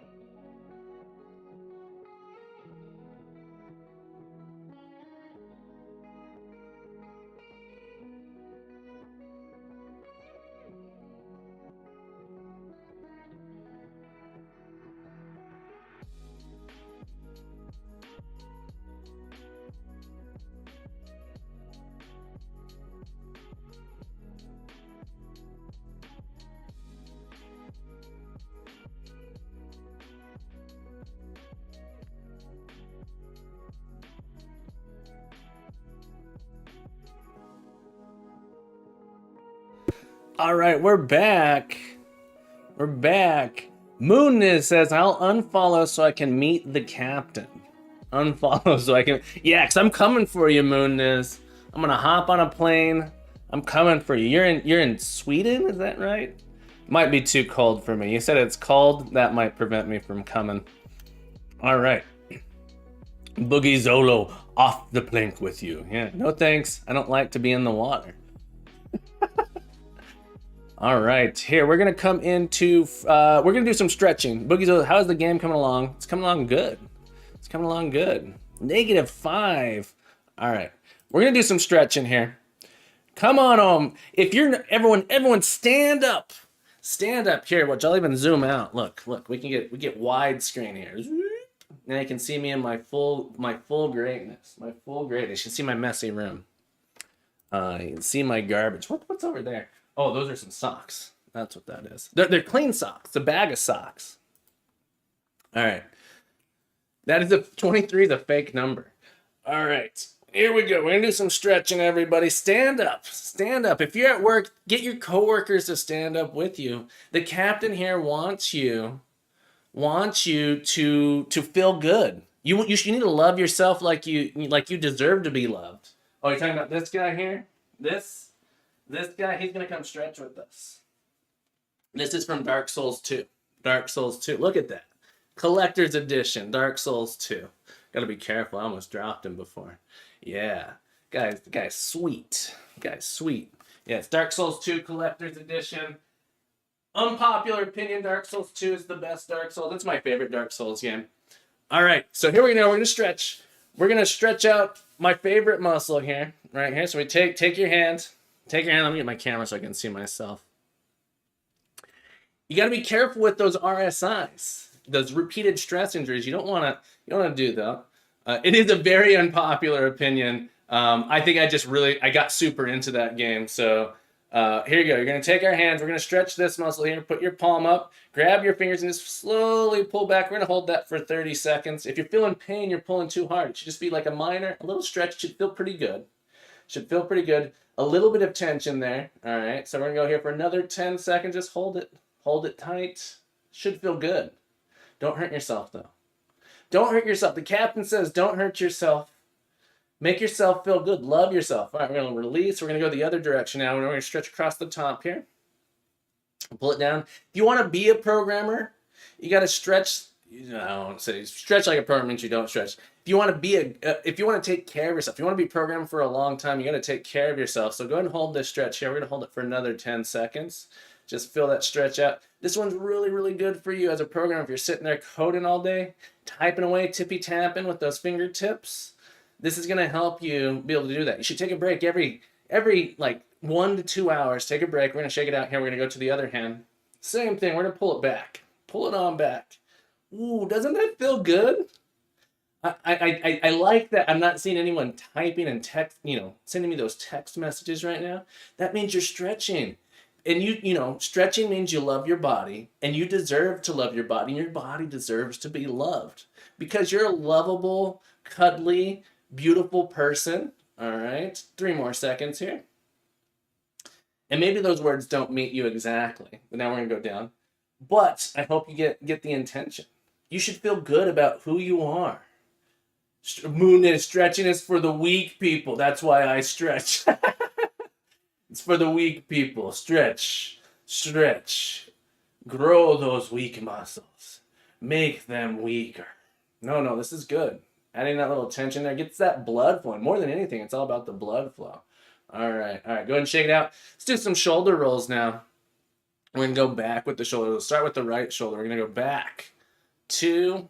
We're going to add in an elbow here. 4. Bring in the elbow. Oh, yeah. That's a good one. Get that little chicken arm going, and then full arm. 2, 3, 4. We're going to go forward now. Shoulder roll forward. 2, 3, 4 with the elbow. 2, 3, 4. Full arm. 2, 3, 4. All right. Shake it out again. All right. We're going to switch. We're going to start with back rolls on the shoulder. Roll it back. 1, 2, 3, 4 with the elbow. 2, 3, 4 full arm. I'm gonna do this one a little bit. This one's nice for me. There's something I'm working out here. It's getting better every day. I got a little crunchiness here. Shouldn't hurt. If it hurts, something's wrong. But there's a little bit of like cartilage or something that I'm working out. All right, now we're gonna go forward. 2, 3, 4. Get an elbow. Look at me. I'm like a chicken. Like a big old chicken man. All right, full arm. Full arm. All right. All right, that blood flow is good for you. It feels good. Make sure you get up. Good for your back, shoulders. If you're hunched over like a goblin all day, you're going to hurt yourself. Don't hurt yourself. Don't hurt yourself. Taranam. If I'm pronouncing that, let me know. If I'm not pronouncing it correctly, I'm sorry. But Taranam says, that's an excellent game collection behind you. Thank you so much for noticing. It's a portion of my game collection. I'm missing about maybe a third of my games are missing from this collection, but I'm hoping to get them soon. But I'm a big fan of board games. Big fan of board games. And in fact, welcome also Taranam. Thank you so much for coming. Thank you for being here. Happy Thursday, my friend. Welcome aboard. Welcome to Captain Coders Academy. It says you're new here, and so just to give you an idea, I'm a computer science teacher. I'm a programming teacher. I'm not a game developer, but we're making some games. I'm trying to learn. The whole reason I'm here is to learn, grow, and help you learn and grow. So don't hesitate to ask questions. And everyone, I trust that you stood up, that you stretched me, and for doing that, I'm gonna give all of you 100 points today for joining me in that stretch. All 18 of you. 100 points to Gryffindor. Thank you so much for joining me in that stretch. Don't you feel good now? Don't you feel good? Code Readiness, I do like Dark Souls 2. Most people, but I still think it's the weakest out of all of them. Really, you think it's the weakest? I really liked it. It was one of my favorite ones. You can stretch while sitting. There's nothing wrong with that, Moonness. All right, but Taranam, just so you know. Oh, thank you so much for the follow. I appreciate that very much. I appreciate it very much. If you'd like to know more about a game, and the price here is probably too much, but I got this nice little store that you're building up points for just for being here. Is my appreciation to you. We got some humble bundle games I'm giving away. If you want to build up those points. But if you'd like to see some more of my board games, if you save up those points, you guys can share points too. Can pull them together. If you want to check out some of my board games, let me know. Let me know by redeeming for a mere 3,000 points. You can check them out. G says, I'd do walks outside if my leg was better, but I might still do a walk today anyway. Yeah, G, I know you're recovering. I hope your recovery is going well. I know it's been slower than we all would like for you, but I hope you're able to get some exercise in. All right, cool. So what were we doing here beforehand? All right, so what have we done today? For those of you just tuning in to Captain Coder, we're making a game about a marble.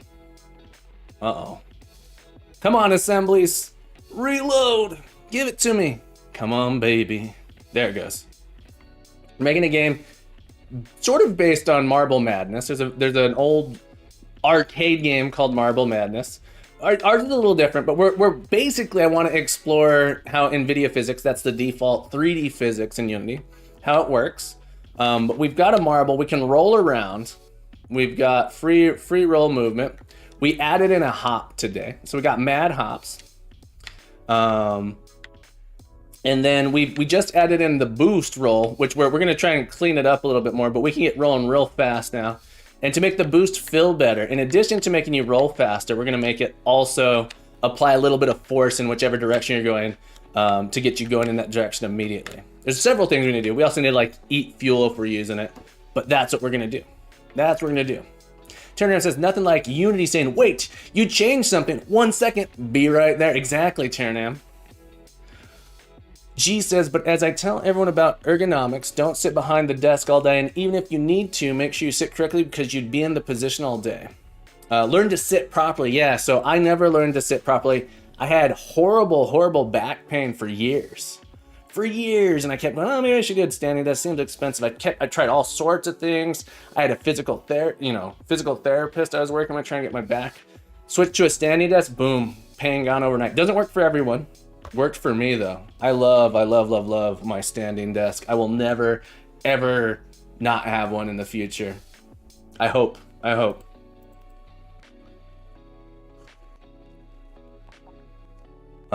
Chairman said, when I first got options, I didn't move for the first 3 days. By Thursday, I ached all over. I know, it's crazy. You don't think about your body atrophying by sitting, right? It's really, really important to get up and walk, get up and stretch, take care of yourself. Code Red, I stand pretty much all day, probably like 8 to 12 hours a day. Not exactly. It switches between standing and sitting, so it moves up and down, but probably at least 8 hours a day. Some people say that it hurts their lower back when they stand that long, but I'm lucky enough that that's not a problem. I think I do some exercise, and so like I think my lower back just happens to be strong enough to handle it, and it's like my posture when I'm standing feels good. But I have a standing. I can switch between it. So if I'm in a meeting, sometimes I'll switch to sitting, but for the most part, I'm very comfortable standing. Darkman 103 says, yo Darkman, welcome aboard. Happy Thursday. As always, don't hesitate to ask questions. If you got a question, ask me. I want your questions. I want your questions. Oh, I was gonna go back. Hang on. All right. So happy to have you here, though. All right. So what are we doing? Our boost. All right. So I'm gonna change this to apply rotational force. All right, this is not directional force. And then we're gonna have another one that says like apply directional force. So then we can actually apply a force that goes in a direction. All right, so we're gonna add in a different method. So the rotational force is this one. And that one allows us to rotate. We're gonna add in a public void apply directional force. Darkman103 says, how long? It's a good question. Darkman103 asks, how long have you been using Unity? So that question, there's two answers to that question. There's two answers. The first one is, I've hacked together several games in Unity over the years. So I used Unity 5 many years ago and made like a Mega Man 2 clone. Super hacky, hacked together, just wanted to see if I could do it. When I say Mega Man 2 clone, it was like 2 levels, not the whole game. Just a couple levels. I did the guy who freezes stuff, and then Bubble Man. Those are like my 2 favorite levels. Then about 2 years ago, I started doing game jams using Unity, and those were all very, very short, brief stints at it. All right, so my answer is I hadn't really used Unity in any serious capacity until about December 15th, December 18th, something like that. So I've really only been using Unity in any sort of serious capacity, trying to learn Unity for the last 2 months. So about a month and a half is how long I feel comfortable saying I've been using Unity for about a month and a half, and then fiddling with it before that. Great question. So I'm pretty new to it. I'm trying to learn. That's why we're here. Boogie Zolo says he also has a lot of experience with computer science and computer architecture. I'm not a game dev. That's true. That's true, though. I do have over 25 years of programming experience. I've been programming since I was like 7. 7 is when I wrote my first computer program. It was gross. All right, we're going to add a force to the direction. And the force mode is going to be a velocity change. And I think we need to do a couple things here. This is like a boost. This would be like boost rotation bonus. And then field serialize field public float boosts force. And I don't think I want it to be much. I think I just want it to be 1 because it's going to be adding it while you're holding it. So I don't think I want it to be a ton. So we're going to start it at 1. G says, I stand up usually at least a couple times each hour. For example, making coffee or tea or lunch bathroom. Yeah, taking a break from computer. I am so bad, and I've been terrible at it in the past of just like getting obsessed with whatever I'm doing. I'm hyper focused. I've had crazy sessions, crazy programming sessions that were like 12 hours at a computer, not getting up to eat, drink, or anything. You get up and just feel horrible and sick. Darkman says, I have been using Unity for about 7 months, I think is what you're saying. I've been in Unity 7 months ago. Yeah. Well, you got me beat then. I think you got me beat. Pretty much everyone here has me beat. And that's why I love, so this has been such a fun experience because everyone's teaching me the ways. The stream has been my Obi-Wan. Smab's not here, so I'm not going to say that Smab's my Obi-Wan, but the stream's been my Obi-Wan. Keeping me honest. All right, so then in our update,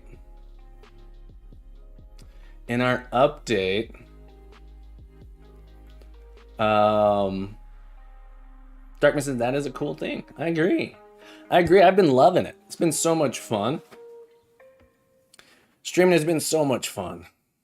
What am I doing here? I need to have it in here, my fixed update, apply boost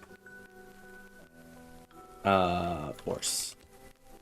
Be like apply directional force. Darkman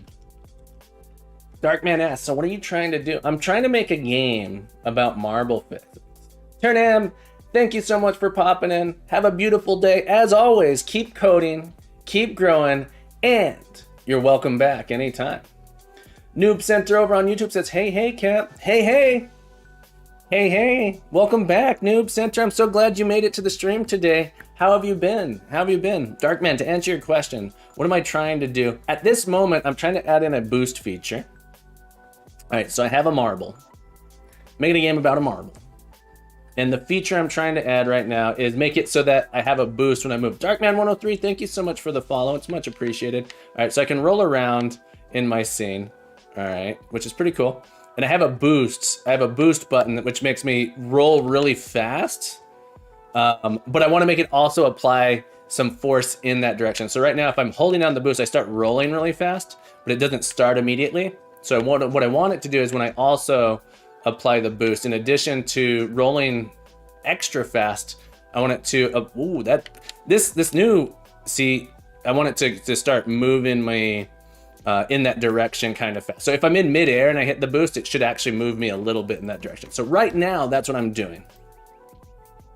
Right now, that is what I'm doing. Noobster says, I've been great. I made my dying state in animation today and made super cool graphics on VFX graphics. That sounds awesome, Noob. Be sure, if you're not on the Discord, I'd love to see it. Darkman, that's right. Darkman says, moving you instantly? That's right. So I want it to move us instantly. So I've added in this apply directional force, which is going to add a force in the specific direction when we do it. And I want it to, so now I just need to decide. So it only happens if you're boosting, right? So I want to be able to apply a directional force. So this would be cool because we could also like apply like a knockback type thing. If we did this.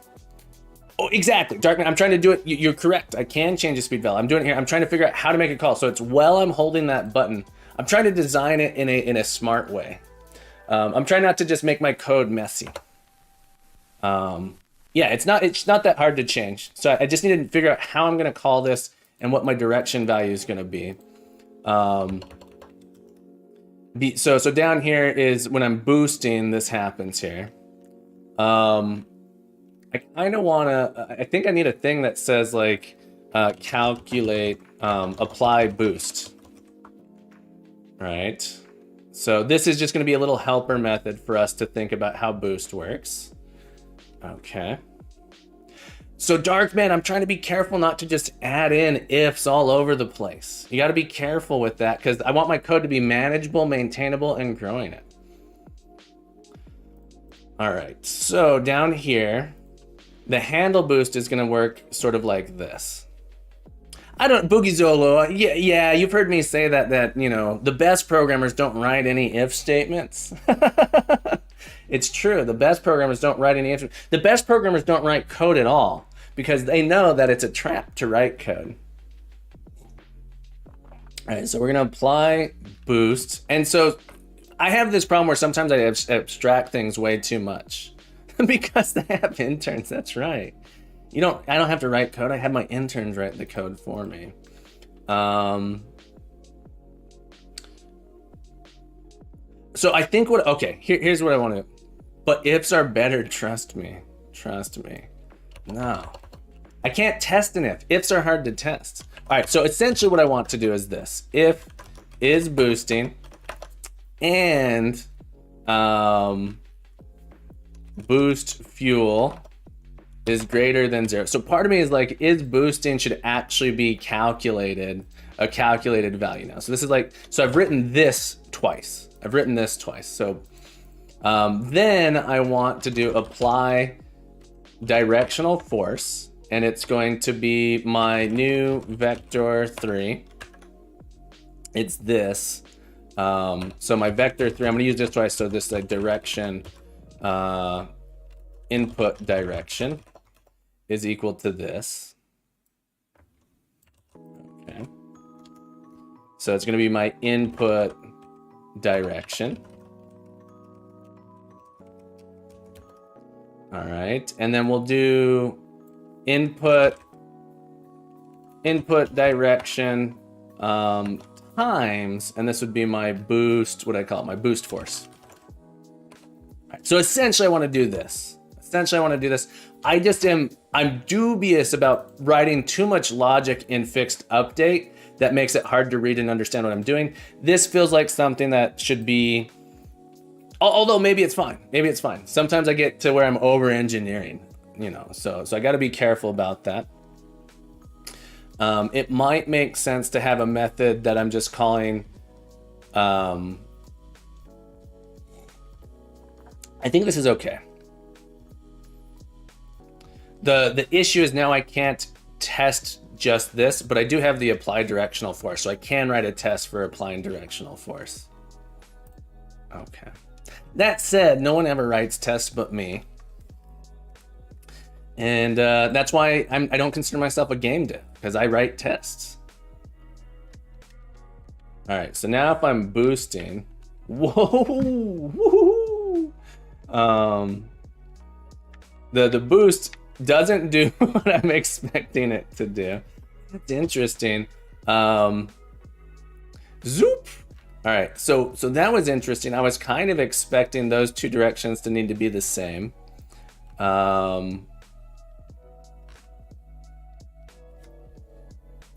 That was interesting. I think because of rotation, we were actually inverting this. Does this actually... New vector 3. No minus here. That's interesting. The other one was a torque, so it might make sense. I'm curious if this is what I want. Boogiezilla says, do you want to debug log to see what the values are? Maybe. Yeah, okay. Boost powers. It's too powerful. It's too much. It's too much. We must reduce it. That power, it was too much. I think maybe, all right, hang on. Maybe it should be an acceleration rather than a velocity change. Let's do an acceleration. Maybe an acceleration is what we want. Still want the game to be playable. All right, I think I need to go back to level 1 where I have this bigger space to roll around in, to fill it out. All right, now making a playable game. No. We're making Troll Quest, the world's hardest, most unplayable game. All right, so now if we do a boost force of 5.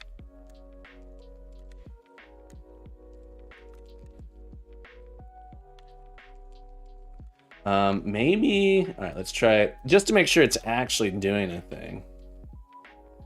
Boost force is 0 now. That's not what I want. 50. Give me the power. Darkman says, do I have any games on itch? I do. I'll share a link. Give me a moment. All right, so the directional force just is awkward. If I'm going right, so I'm going right, it starts shooting me forward. So I need to figure out something about that. Yeah. Ooh, Moonus, thank you. That's one of them. You can find more there. It's just captaincoder.itch.io. Like I said, I'm not a game developer. I'm an amateur. I call myself an amateur game jammer. So something's not right with the directional force, which is interesting. I'm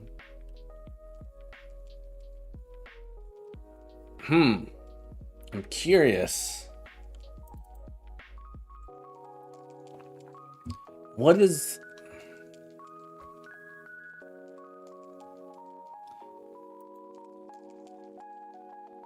Is it when you let go of the direction? No, it's like I'm pressing just that direction. So here, I'm gonna turn off rotation so you can see what it's doing. I'm gonna turn off rotation so you can see what it's doing. And this will help me debug it too. And maybe I should output. All right, so, my axes are, well, this is interesting. Hang on here. All right, I'm holding down right, and I'm going just up and like to the right a little bit. So you can see my input direction here. So I think the axes are mixed up. The axes are mixed up on this one. So when we're rotating, okay, so there's just like the axes are backwards. So I think it wants X and Y like this. And let's make our boost force a little bit higher. Let's try 10.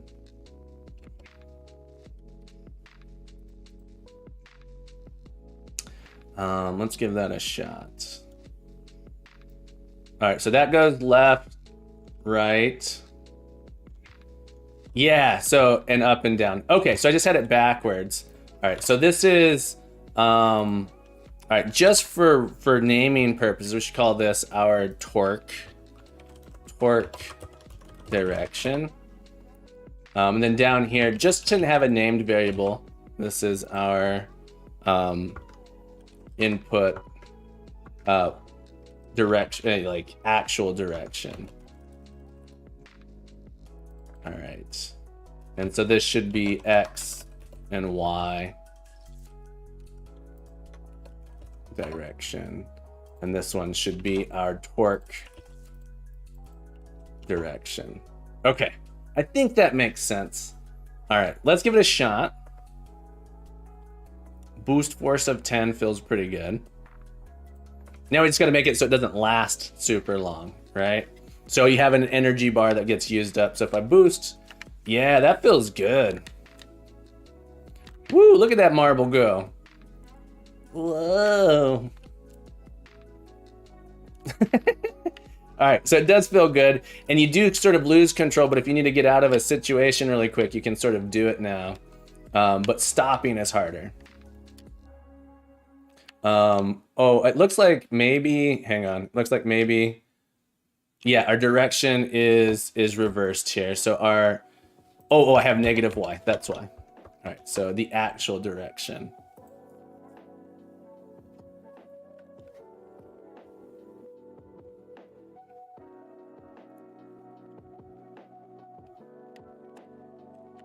All right, so now I can go up, down. That feels really cool. I wish, I'm really excited to share this with people because it feels really cool for the amount of effort I've had to put into this. This game feels the coolest of all of them. That's really great. I really, really enjoy that. All right. I'm going to refactor this is boosting to be, there's going to be a private bool is boost, like this is like is boosting, like the control set is boosting. And that's going to be the one that gets set here. And then is boosting is actually going to be a derived one that says, are we is boosting and do we have fuel?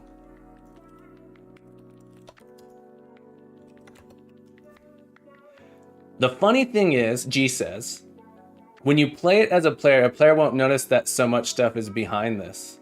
Moon is mixing public and privates. I know. We'll move it up. We'll move it up. I actually am a fan of... So here's the thing. Here's the thing that I feel about this is that if you have a backing field, I always kind of want it to be right there with it. But yeah, the better way is to move stuff like this. All right, so we should move our privates. So you want your private parts to be separate from your public parts, and you don't want people fiddling with your private parts. So you got to keep your private parts away from the public parts. All right, don't let people fiddle with your private bits. That's the whole point of encapsulation, is to hide your private parts from the world.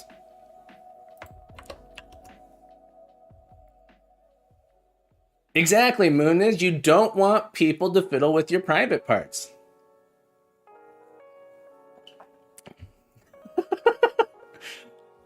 I don't see why that's a big deal. That's what we should strive for.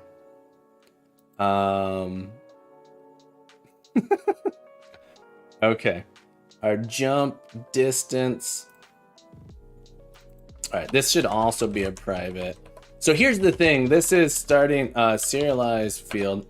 Clearly, this should have been a serialized field.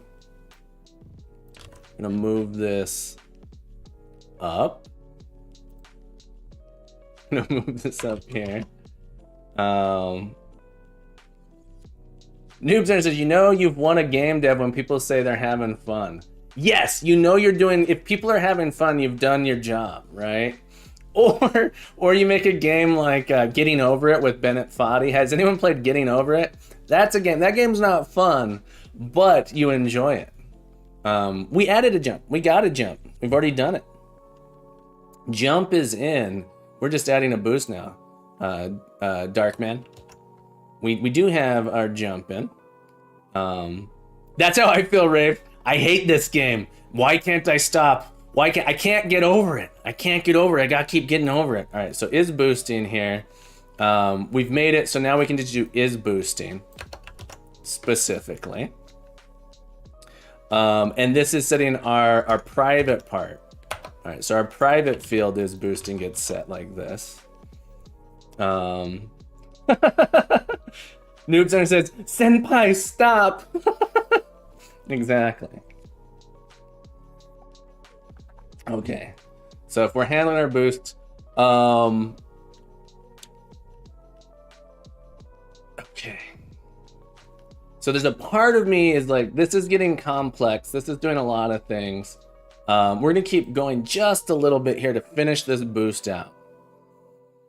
And when we boost, we need to remove. We need to reduce our fuel amount. Fuel. All right, fuel. Boost. Fuel minus equals time dot fixed delta time. Is that really what we want? No.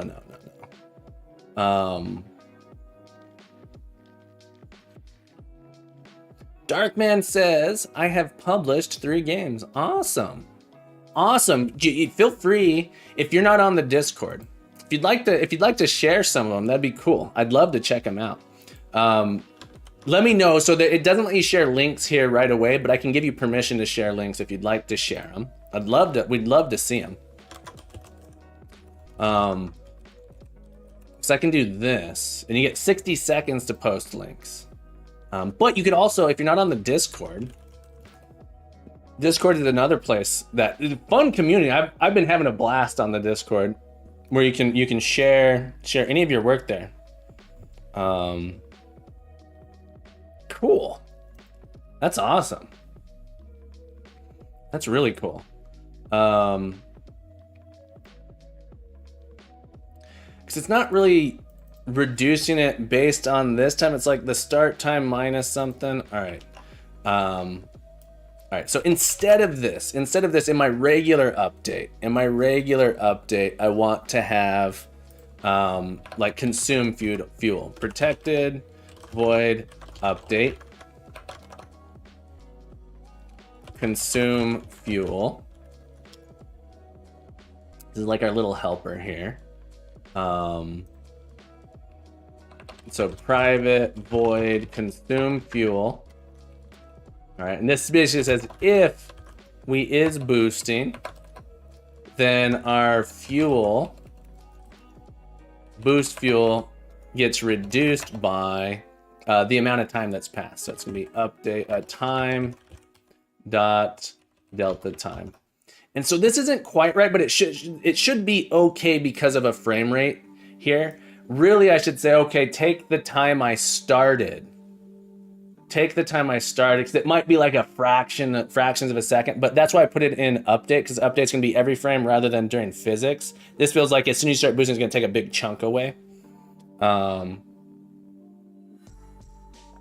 then in our boost fuel, this again needs to have a backing field.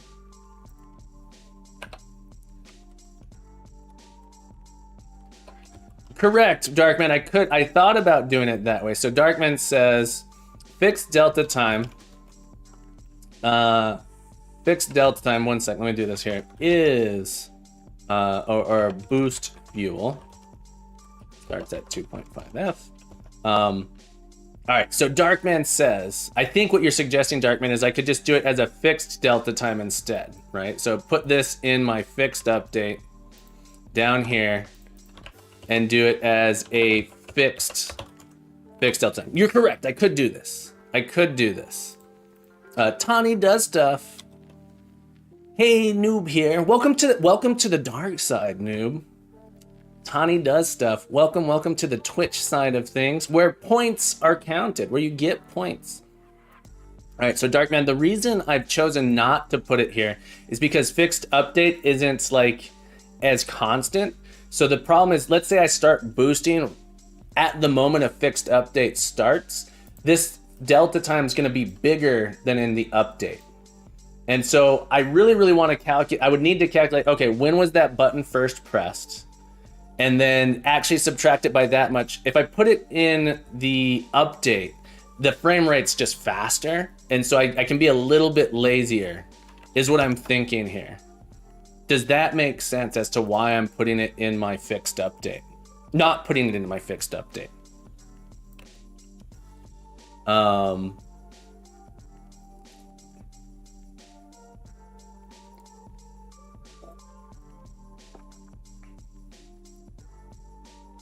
Yeah. Munis says timers are usually put in the update method. It's because it's more consistent, right? It happens more frequently. It happens every frame, rather than every fixed frame, which I think by default is set to a different value. You can set how often they happen, I think, but I think it's like one. I want to say it's like, I don't know. I'm not even gonna make a guess, but I know it's much slower. So this lets me be a little bit later. It's lazier. It says if I'm boosting, reduce my fuel, like that. But yeah, Tommy, welcome to the Twitch side. I'm happy to have you here. Time.delta time. Okay, so I wanted to, okay, yeah. And our boost fuel now, 150, okay. This is just going to return our boost fuel. But now when we set it, we can sort of clamp it, right? You do what the clampets do. Time.delta time works in both update and fixed time. It gets correct value depending on which update it's using. That's fascinating, Unity Coder. That's really interesting. That would be an interesting thing to test. All right, so we're gonna do a math.clamp here. Value. So we're gonna set our boost fuel to the value. Can't go lower than 0, and we can't go above our max fuel.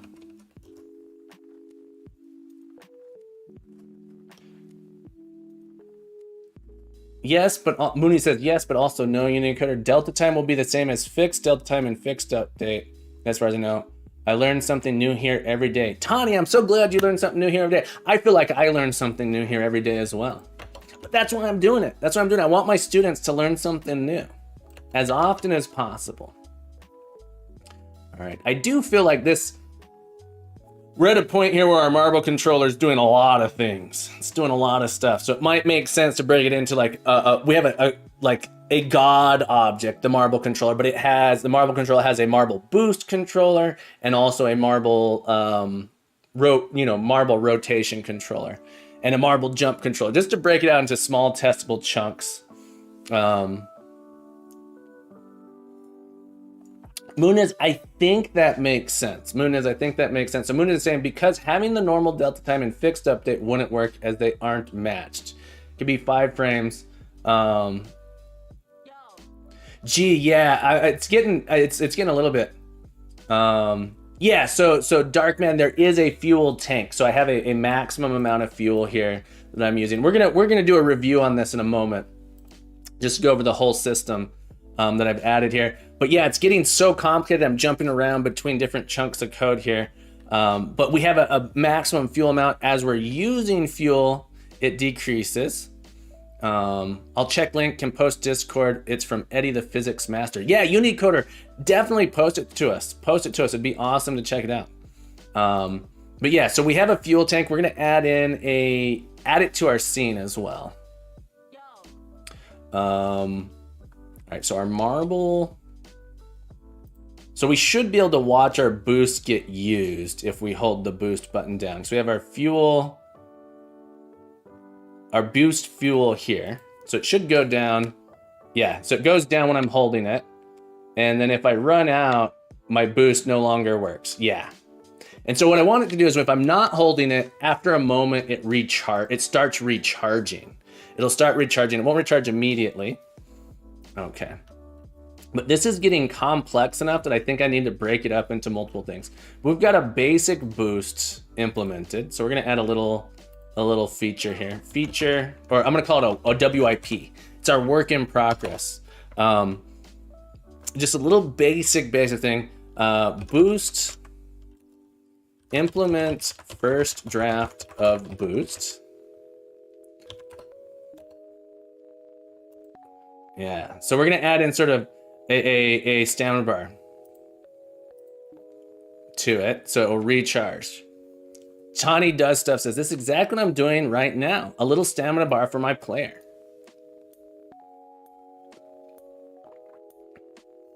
That's fascinating. Muna says, yeah, Unity Coder. Recommendation is to use delta time everywhere because it will be delta time and update and fixed delta time and fixed update. That way you will not make the mistake of using fixed delta time and update. That's a good thing to know. I did not know that. Really, really good. Really good to know. Thank you so much for looking into that for us, Moonness. All right. So what I want to do before, the reason I did a commit is because I'm about to do a refactor here. I'm doing too many things in this one file. I know it's not massive. It's not a massive file, but I look here and I go like, oh, I have all these variables and they're all doing a bunch of different things. If will make coding fuel tank much easier. You can use if. I am using an if. I am using an if right here. If I'm boosting, I reduce it. And then I'm gonna add in a thing that says if I'm not boosting and a specific amount of time has passed, if I'm not boosting and if I'm recharging, it increases. That's what I'm gonna do. Okay, so here we go. I wanna separate this out into concerns. All right, so I have my marble here. I have one big marble controller. It's like Lord of the Rings. We have one controller to rule them all. And I'm gonna break it down into a couple smaller things just so I can group the logical chunks together. This is gonna be our marble rotation controller. And we're also gonna do a marble boost controller. or marble, maybe boost controller. I'm not 100% sure. All right, so but marble rotation controller and marble boost controller are going to be, and I think also like a marble jump controller. That one seems like maybe it's too much controller. So these are the different, we're going to separate our chunks in here. That's exactly what I want. Darkman's suggesting add in the else, and in the code, if we're in the else, the fuel tanks increases. Exactly. That's exactly what I want to do, Darkman. Exactly. Tani Does Stuff says, I tried refactoring my code into a state machine, but as someone who doesn't even know how getter setters works, let's just say it was a fail. If you can get state machines working though, it's a really, really nice way to reduce your complexity. It can be a really nice way to reduce your complexity. So we're gonna come in here, our marble controller should probably be in a namespace. We don't have it in a namespace yet. But let's come in here. What did I do wrong? Marble rotation. This should be our marble boost controller. Okay. Our marble jump controller. Okay. Our marble rotation controller. Okay, so we have all these independent pieces. I'm gonna add a namespace to these. Namespace crazy marble. Okay, format. Let's put all these in our crazy marble namespace. I didn't have that before.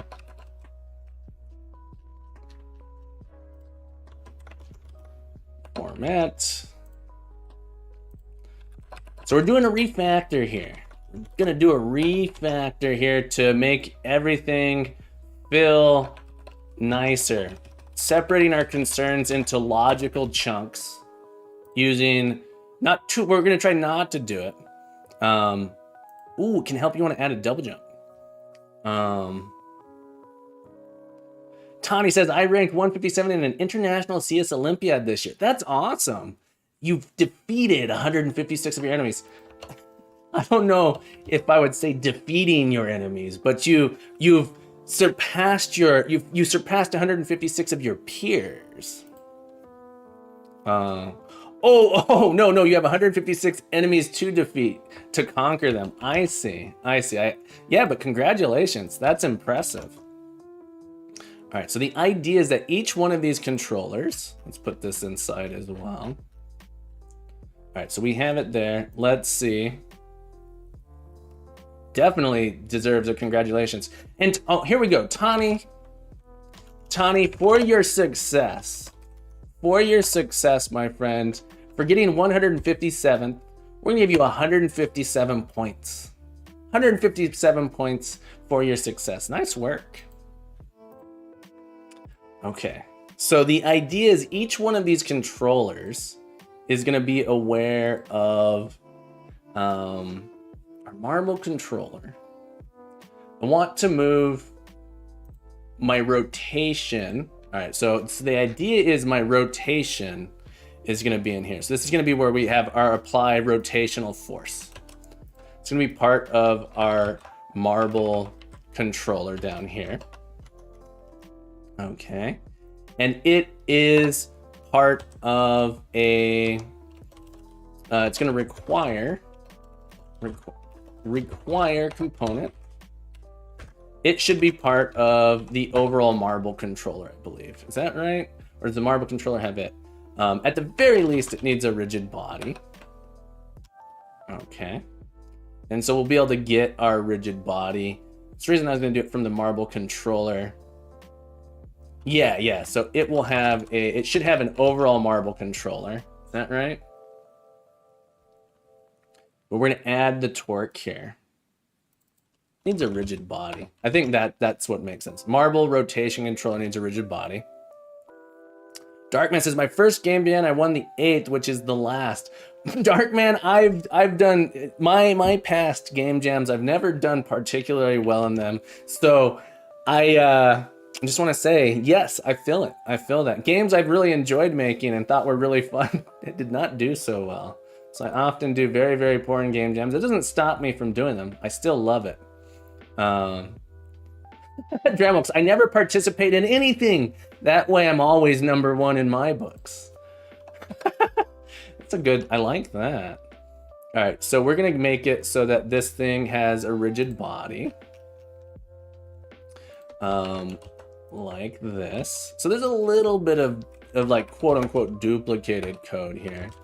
When this thing wakes up, we're gonna get our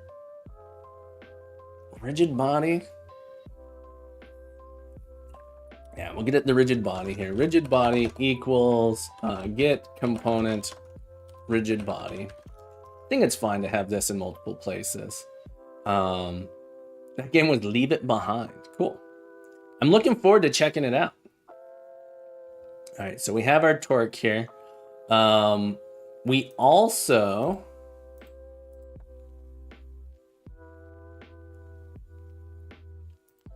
All right, so our marble controller, we want to move our input direction is still going to be on here. Our base rotation, our rotation power is based on these things. We can get rid of that now.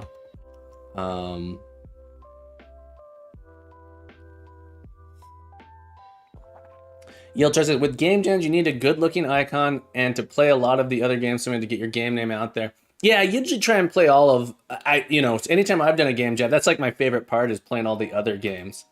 For sure. If someone wants to share a link, let me know. I just have to give you like a permission so you don't get blocked by the stream elements. Rotation. Boost rotation bonus.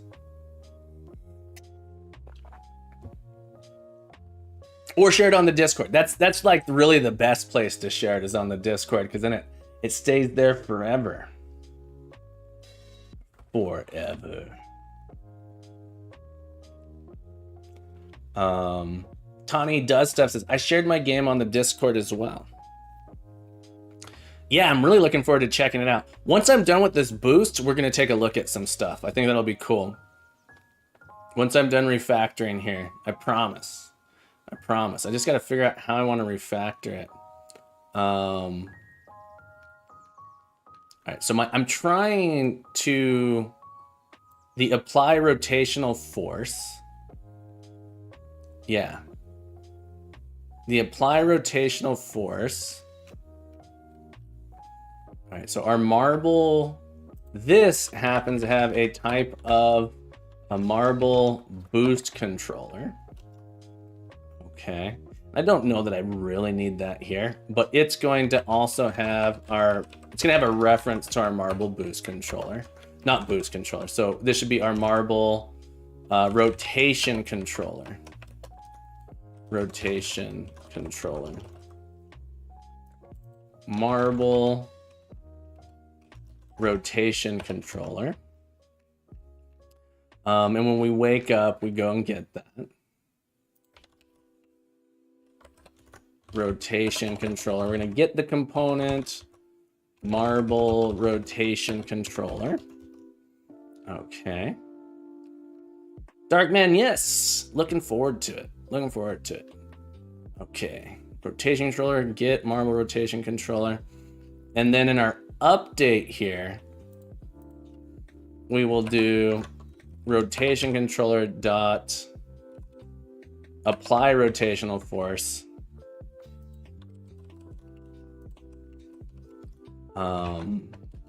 We're just slowly refactoring this through. But the idea is that this thing's going to forward those things. So our rotation power is our calculated force of the overall rotation. And so our rotation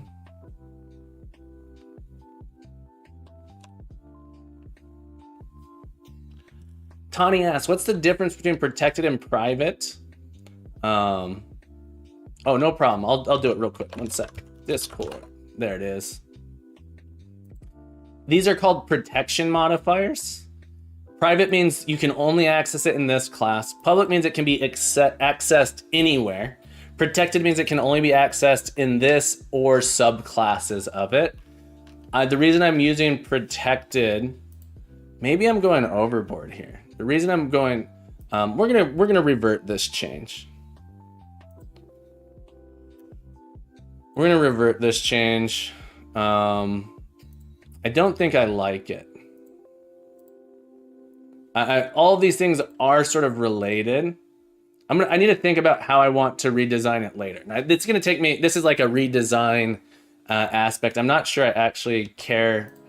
It is getting a little complex, but I need to, before I just start moving a bunch of stuff around, I need to think it through on how we want to do it properly. And I was about to end up in a mess, I think. I was about to end up all knotted together. I need to draw out how I want all these things to actually relate to each other.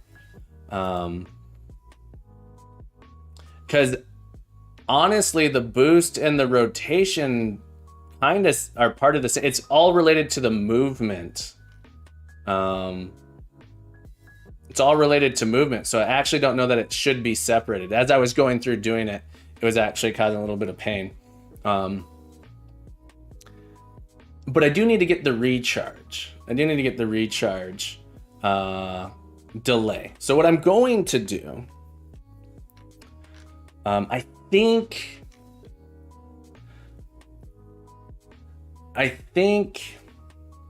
when we stop boosting, so when the boost stops, I want to set a timeout. All right, so this is boosting. And then in addition to is boosting, we're gonna have an is charging.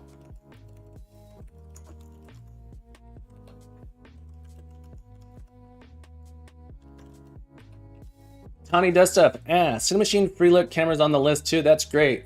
Cinemachine really helped a ton. Yeah, I've never used it, but I need to. So right now the camera's fixed. I want it to sort of be able to, you can move the camera around. It's going to adjust how, so like, depending on where the camera is, that's going to change how you roll, what directions and stuff. So there's going to be some calculations. We have to do some maths, figure out what's going on with that. So is charging. And then one other thing, field, make a property for this one. I think I just need to group these things together.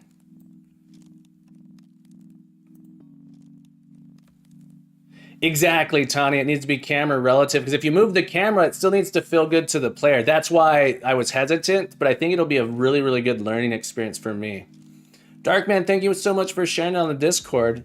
We're gonna check that out momentarily. I really want to finish this charging thing first, and then we're gonna check it out. I promise. I promise. We're gonna check out Tani's as well.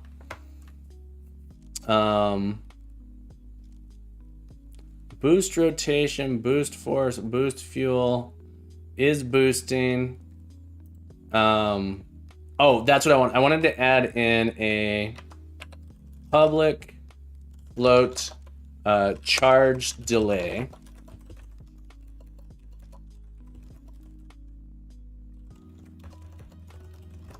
All right, so we're gonna have a charge delay. By default, it's gonna be 1 second. Cool. Yeah, thank you. Thank you for not the pressure. I always feel pressure. I feel the pressure. So I shared something. Go check it out. And I want to. It's like, I wish there was 2 of me. I want to go check it out immediately. So we're going to have a charge delay here.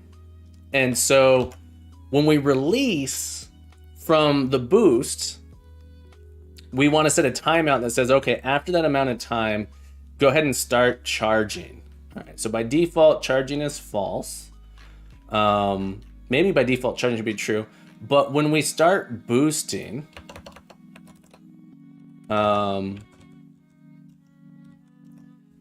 is boosting false? We need a delay here to reset it. I'm jumping around a lot, so I apologize for that. I know it's hard to follow. But I want to talk about the whole boost system when I finish it. Just to recap, So we can understand all of the components of it. That's why I wanted to separate the logic out a little bit, because it's complex enough here. So we're gonna have another public bool is charging. Charging is that we can't be boosting, and charging is boosting and is charging. This feels stupid. This feels really, really stupid. So something's wrong here.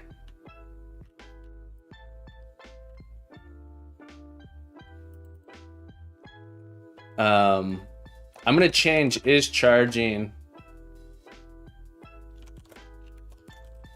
to be stopped boosting at. It's gonna be the time at which we stopped boosting. All right. Tani asks, what does the forward arrow mean? This is a shorthand. I always call this a derived property. It's the same. If do you know what the get is? It's the same. It's basically saying that is charging is a method that when you go to access is charging, it's going to run this code here.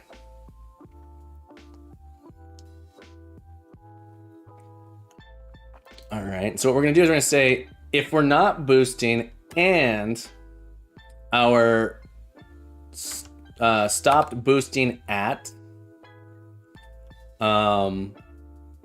it's related to the time. So time.time is greater than plus our charge delay. Tani, let me know if that answered your question. It's saying that this is code that should execute to satisfy this. So it's almost equivalent. This is equivalent to doing the following. It's equivalent to doing get. It's shorthand for doing a return. So I could do the following. I could write a method called public bool.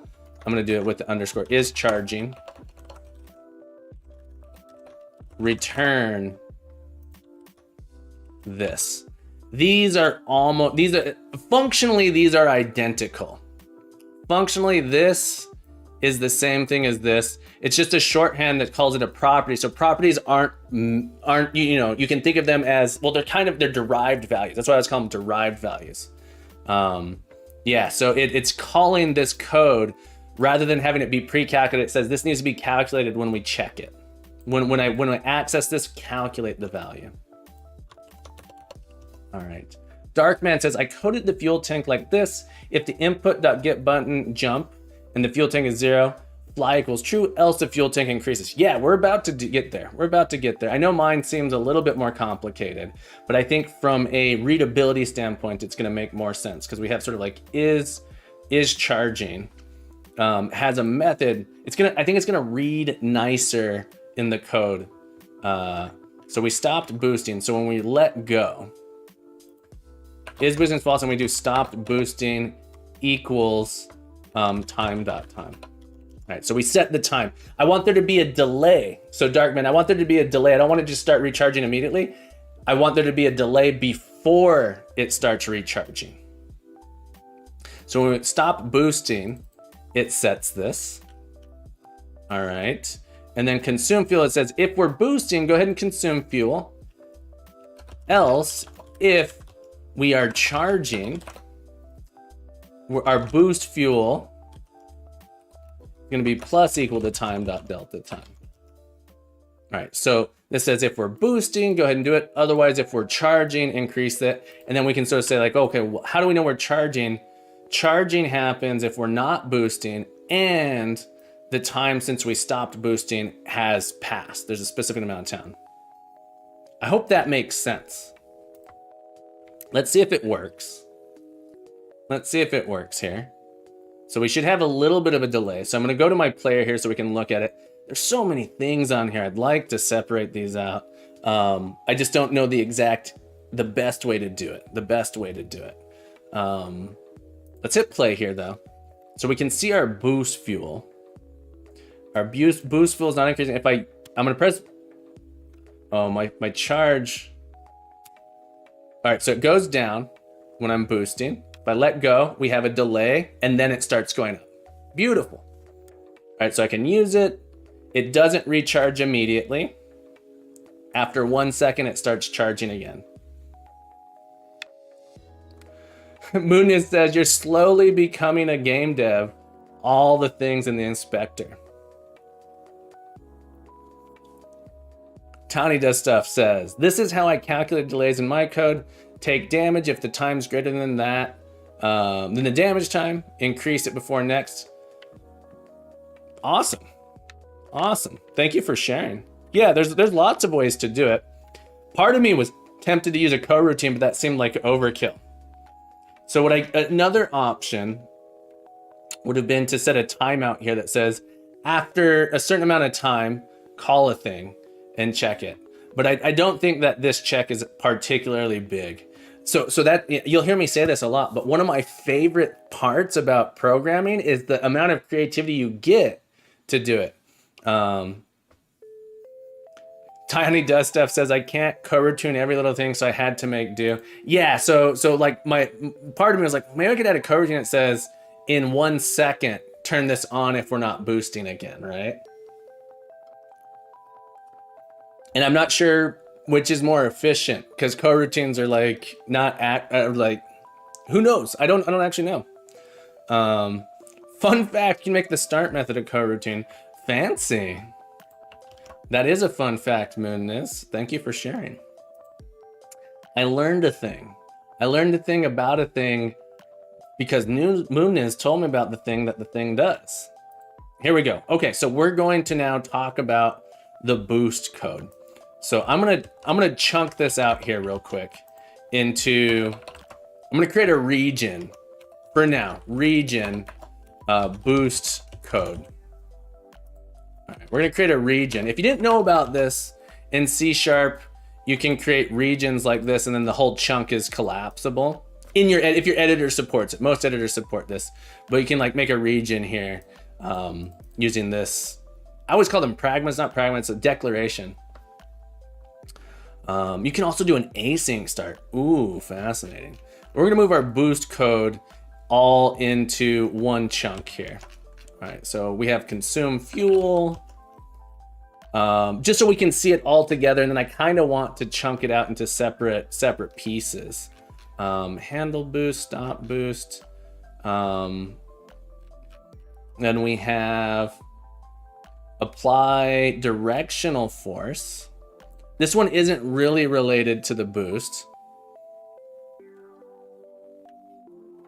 I definitely feel like regions incentivize spaghetti code. So I tend to not use them because I do feel like they incentivize spaghetti code, which is no bueno.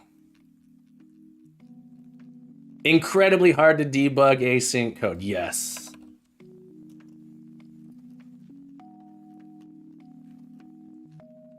All right, jump distance input, base rotation power. So here's the thing, these are like coupled together, so there's things about this that are interesting. Boost is charging, charge delay, like that. So this feels like it deserves a class of its own because there's so much here. This truly feels like to me that it deserves a class of its own for the boost code. But it is kind of coupled here with our rotation, right? Okay, let us see here. All right, so I think I pulled it out. Base rotation power, remove that as well. And then we're gonna talk through it because I want to do a recap here of that. Okay, so, whew. All right. Tani says, useful, I can finally get my spaghetti code. Munez, I haven't checked the async part much. It's incredibly hard to debug in Unity, and debugging async makes sense. So here's the thing. If you can avoid async, you should. That's sort of my feelings is like, especially in Unity uses its own threading system. So you should be using their thread. They have like a whole threading system that I don't know a lot about, but from what I understand, you should, for the most part, if you can get away with using coroutines, you should. for numerous reasons. Union Cutter says, and I'm still in 2019 most of the time, so no new features to me. Yeah, I'm using 2021. That's the latest stable version. Darkman says, I am Air, by the way. No problem. I'm happy to have you here. That's great.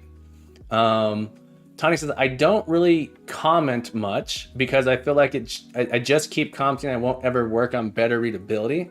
So usually won't get lost. So my big thing is with comments. You shouldn't, for the most part, you shouldn't add comments in here.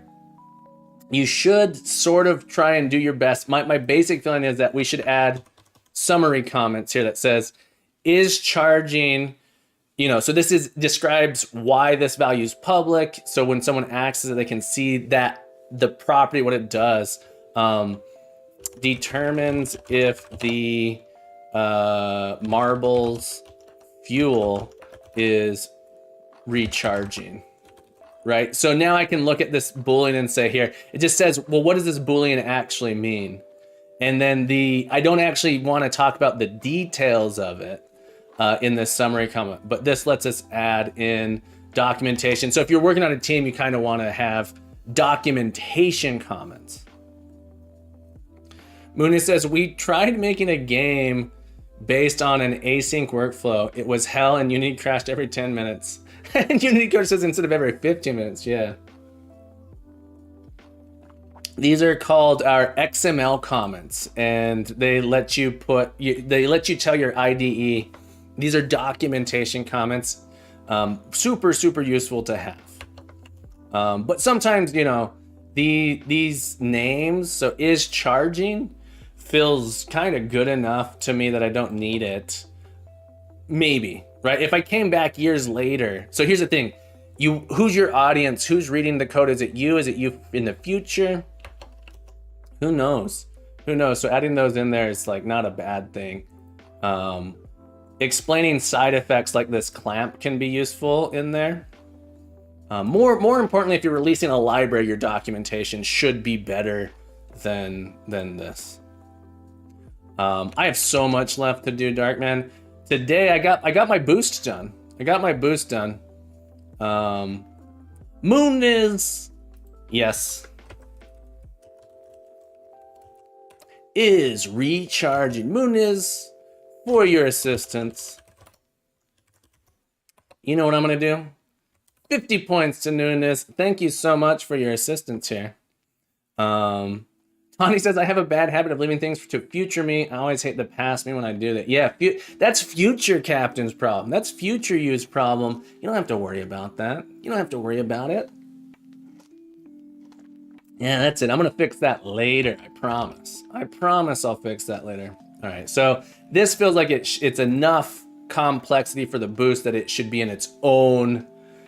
I think at the very least, the boost should be in its own class somewhere. There's enough going on. There's only like a couple functions, a couple methods here, but there's a lot of state. Look how much state there is in here, which is fascinating. There's a lot of state. Okay. Let us think we're done with the boost. State. State is your enemy. State is the enemy. We've implemented a boost, so we got that done. Okay. We done diddled it. And for being here for this momentous occasion, 100 points to all of you. Thank you so much for being here to witness. All 17 of you. Thank you so much. Darkman says, I don't use future me because I know I will regret it. The secret is to just, everything's a prototype. If everything's a prototype, then you don't have to worry about it being useful and good. But 100 points to everyone for witnessing this momentous occasion of implementing our basic boost feature. Unfortunately, I only have about 9 minutes left, so we're not going to explore the Cinemachine today. We're going to have to leave it tomorrow, so sad face. A little sad we didn't make it. But in these 9 minutes, I want to check out some of the great things people have posted here. Tawny and Darkman have both posted some stuff for us to check out, so I'm super excited about it. Real quick, just want to do a check. Is it PG? PG or PG-13 max? There's nothing particularly nasty or gross or horrific that I might view. Let's see here. PG, good, good. All right, let's check it out. We're gonna do this. Let's do it to it. What happens if I open up this file? It's gonna, here we go. All right, so this is a demo from Tani, I believe. Tani, this is your game. Tell us about your game. Tell us a little bit more. So we're moving around. These are mouse controls, WASD controls. What was it? Ooh, got the. I really like the animation. Where'd the animation come from? This is a Unity project as well. This looks sweet. Ooh, that box gotcha. Did you see that? That you were just minding your own business, trying to say hello. You were just trying to give that box a hug.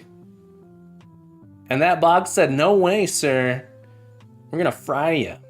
So you got fried. This looks really cool. Nice work. Oh, I do see it's in Unity. I missed that. Nice work. And let's take a look here at Darkman, A Dark Story.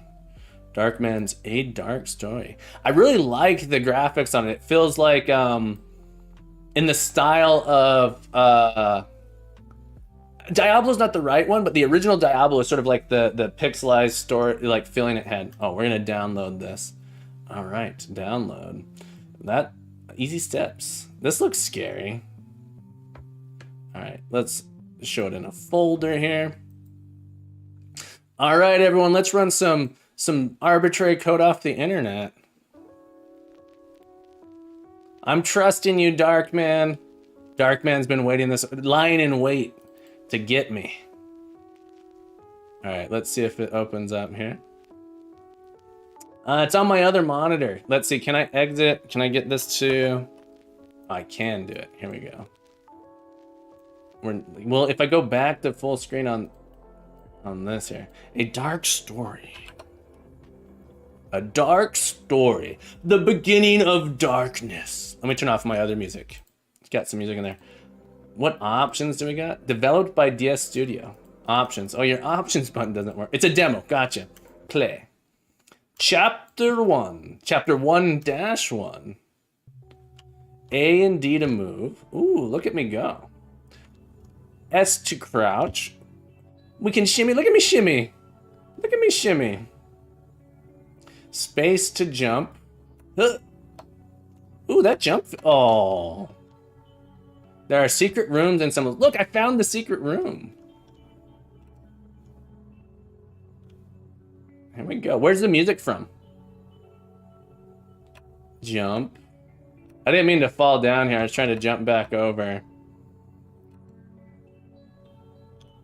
Can I climb out of here? No.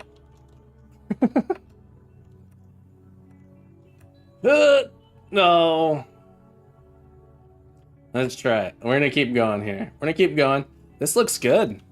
Nice work. Oh, I got noobed. All right, I got noobed. This is awesome. Nice work. Nice work, my friend. Nice job. It is a normal cave. All right. Very, very pleasant. Very, very nice. Thank you so much for sharing. I love when people share this stuff. It's cool. Everyone's growing. Everybody's learning. It's a beautiful day. It's a beautiful day. MMO Pug says you can get character 3D animations from Maximo for free, provided by Adobe. Really? I did not know that. Nice long arms when jumping. Maximo is where I get animations from because rigging is absolutely tiring. Nice work. The next level is a boss fight. All right, let's try the next level real quick. We got time. We got time. Here we go. Let's try the boss fight. The studio. All right. Oh, the next chapter 1.2. All right. Oh, nice little cutscene there. That's a nice little cutscene. I'm not doing that. Ooh, we got that. Something firing at us. It's a big old scorpion. Did anyone play the P to punch? All right. Let's try and punch this guy. Did anyone play the Japanese Star Wars game? This is what Darth Vader turns into, like a big old scorpion. Oh no. I'm bad. I didn't give you access to all levels because I can't program. You programmed just fine. This is good. This is nice. Now go back and restart the level. It's a plan to mess with you. Angry face. Just kidding, not really. See, the scorpion just wants to be your friend. Throwing lollipops. Does the skip button work? Look at that. Even the skip button. It's a nice little. All right. I don't know if I can beat this guy. I don't know if I'm good enough. All right, we're gonna keep trying here.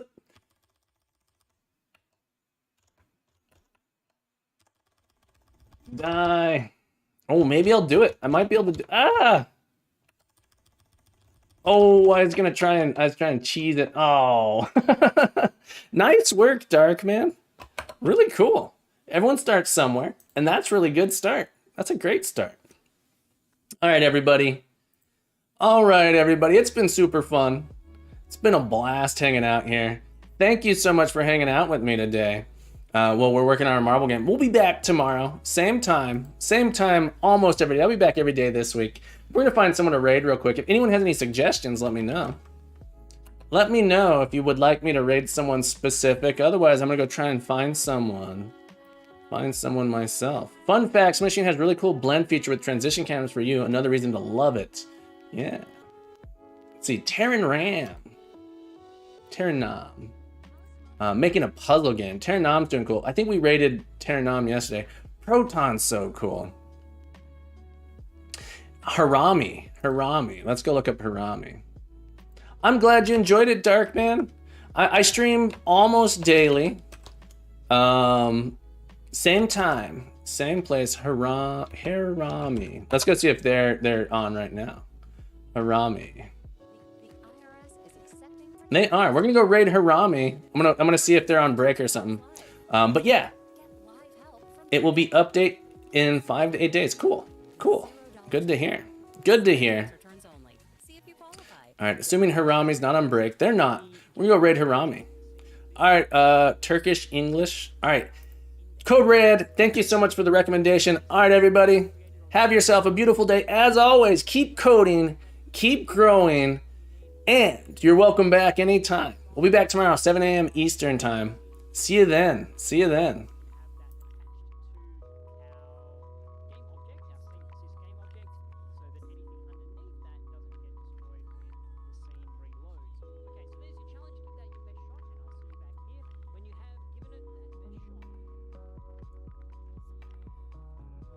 Sahne değişirse diyor.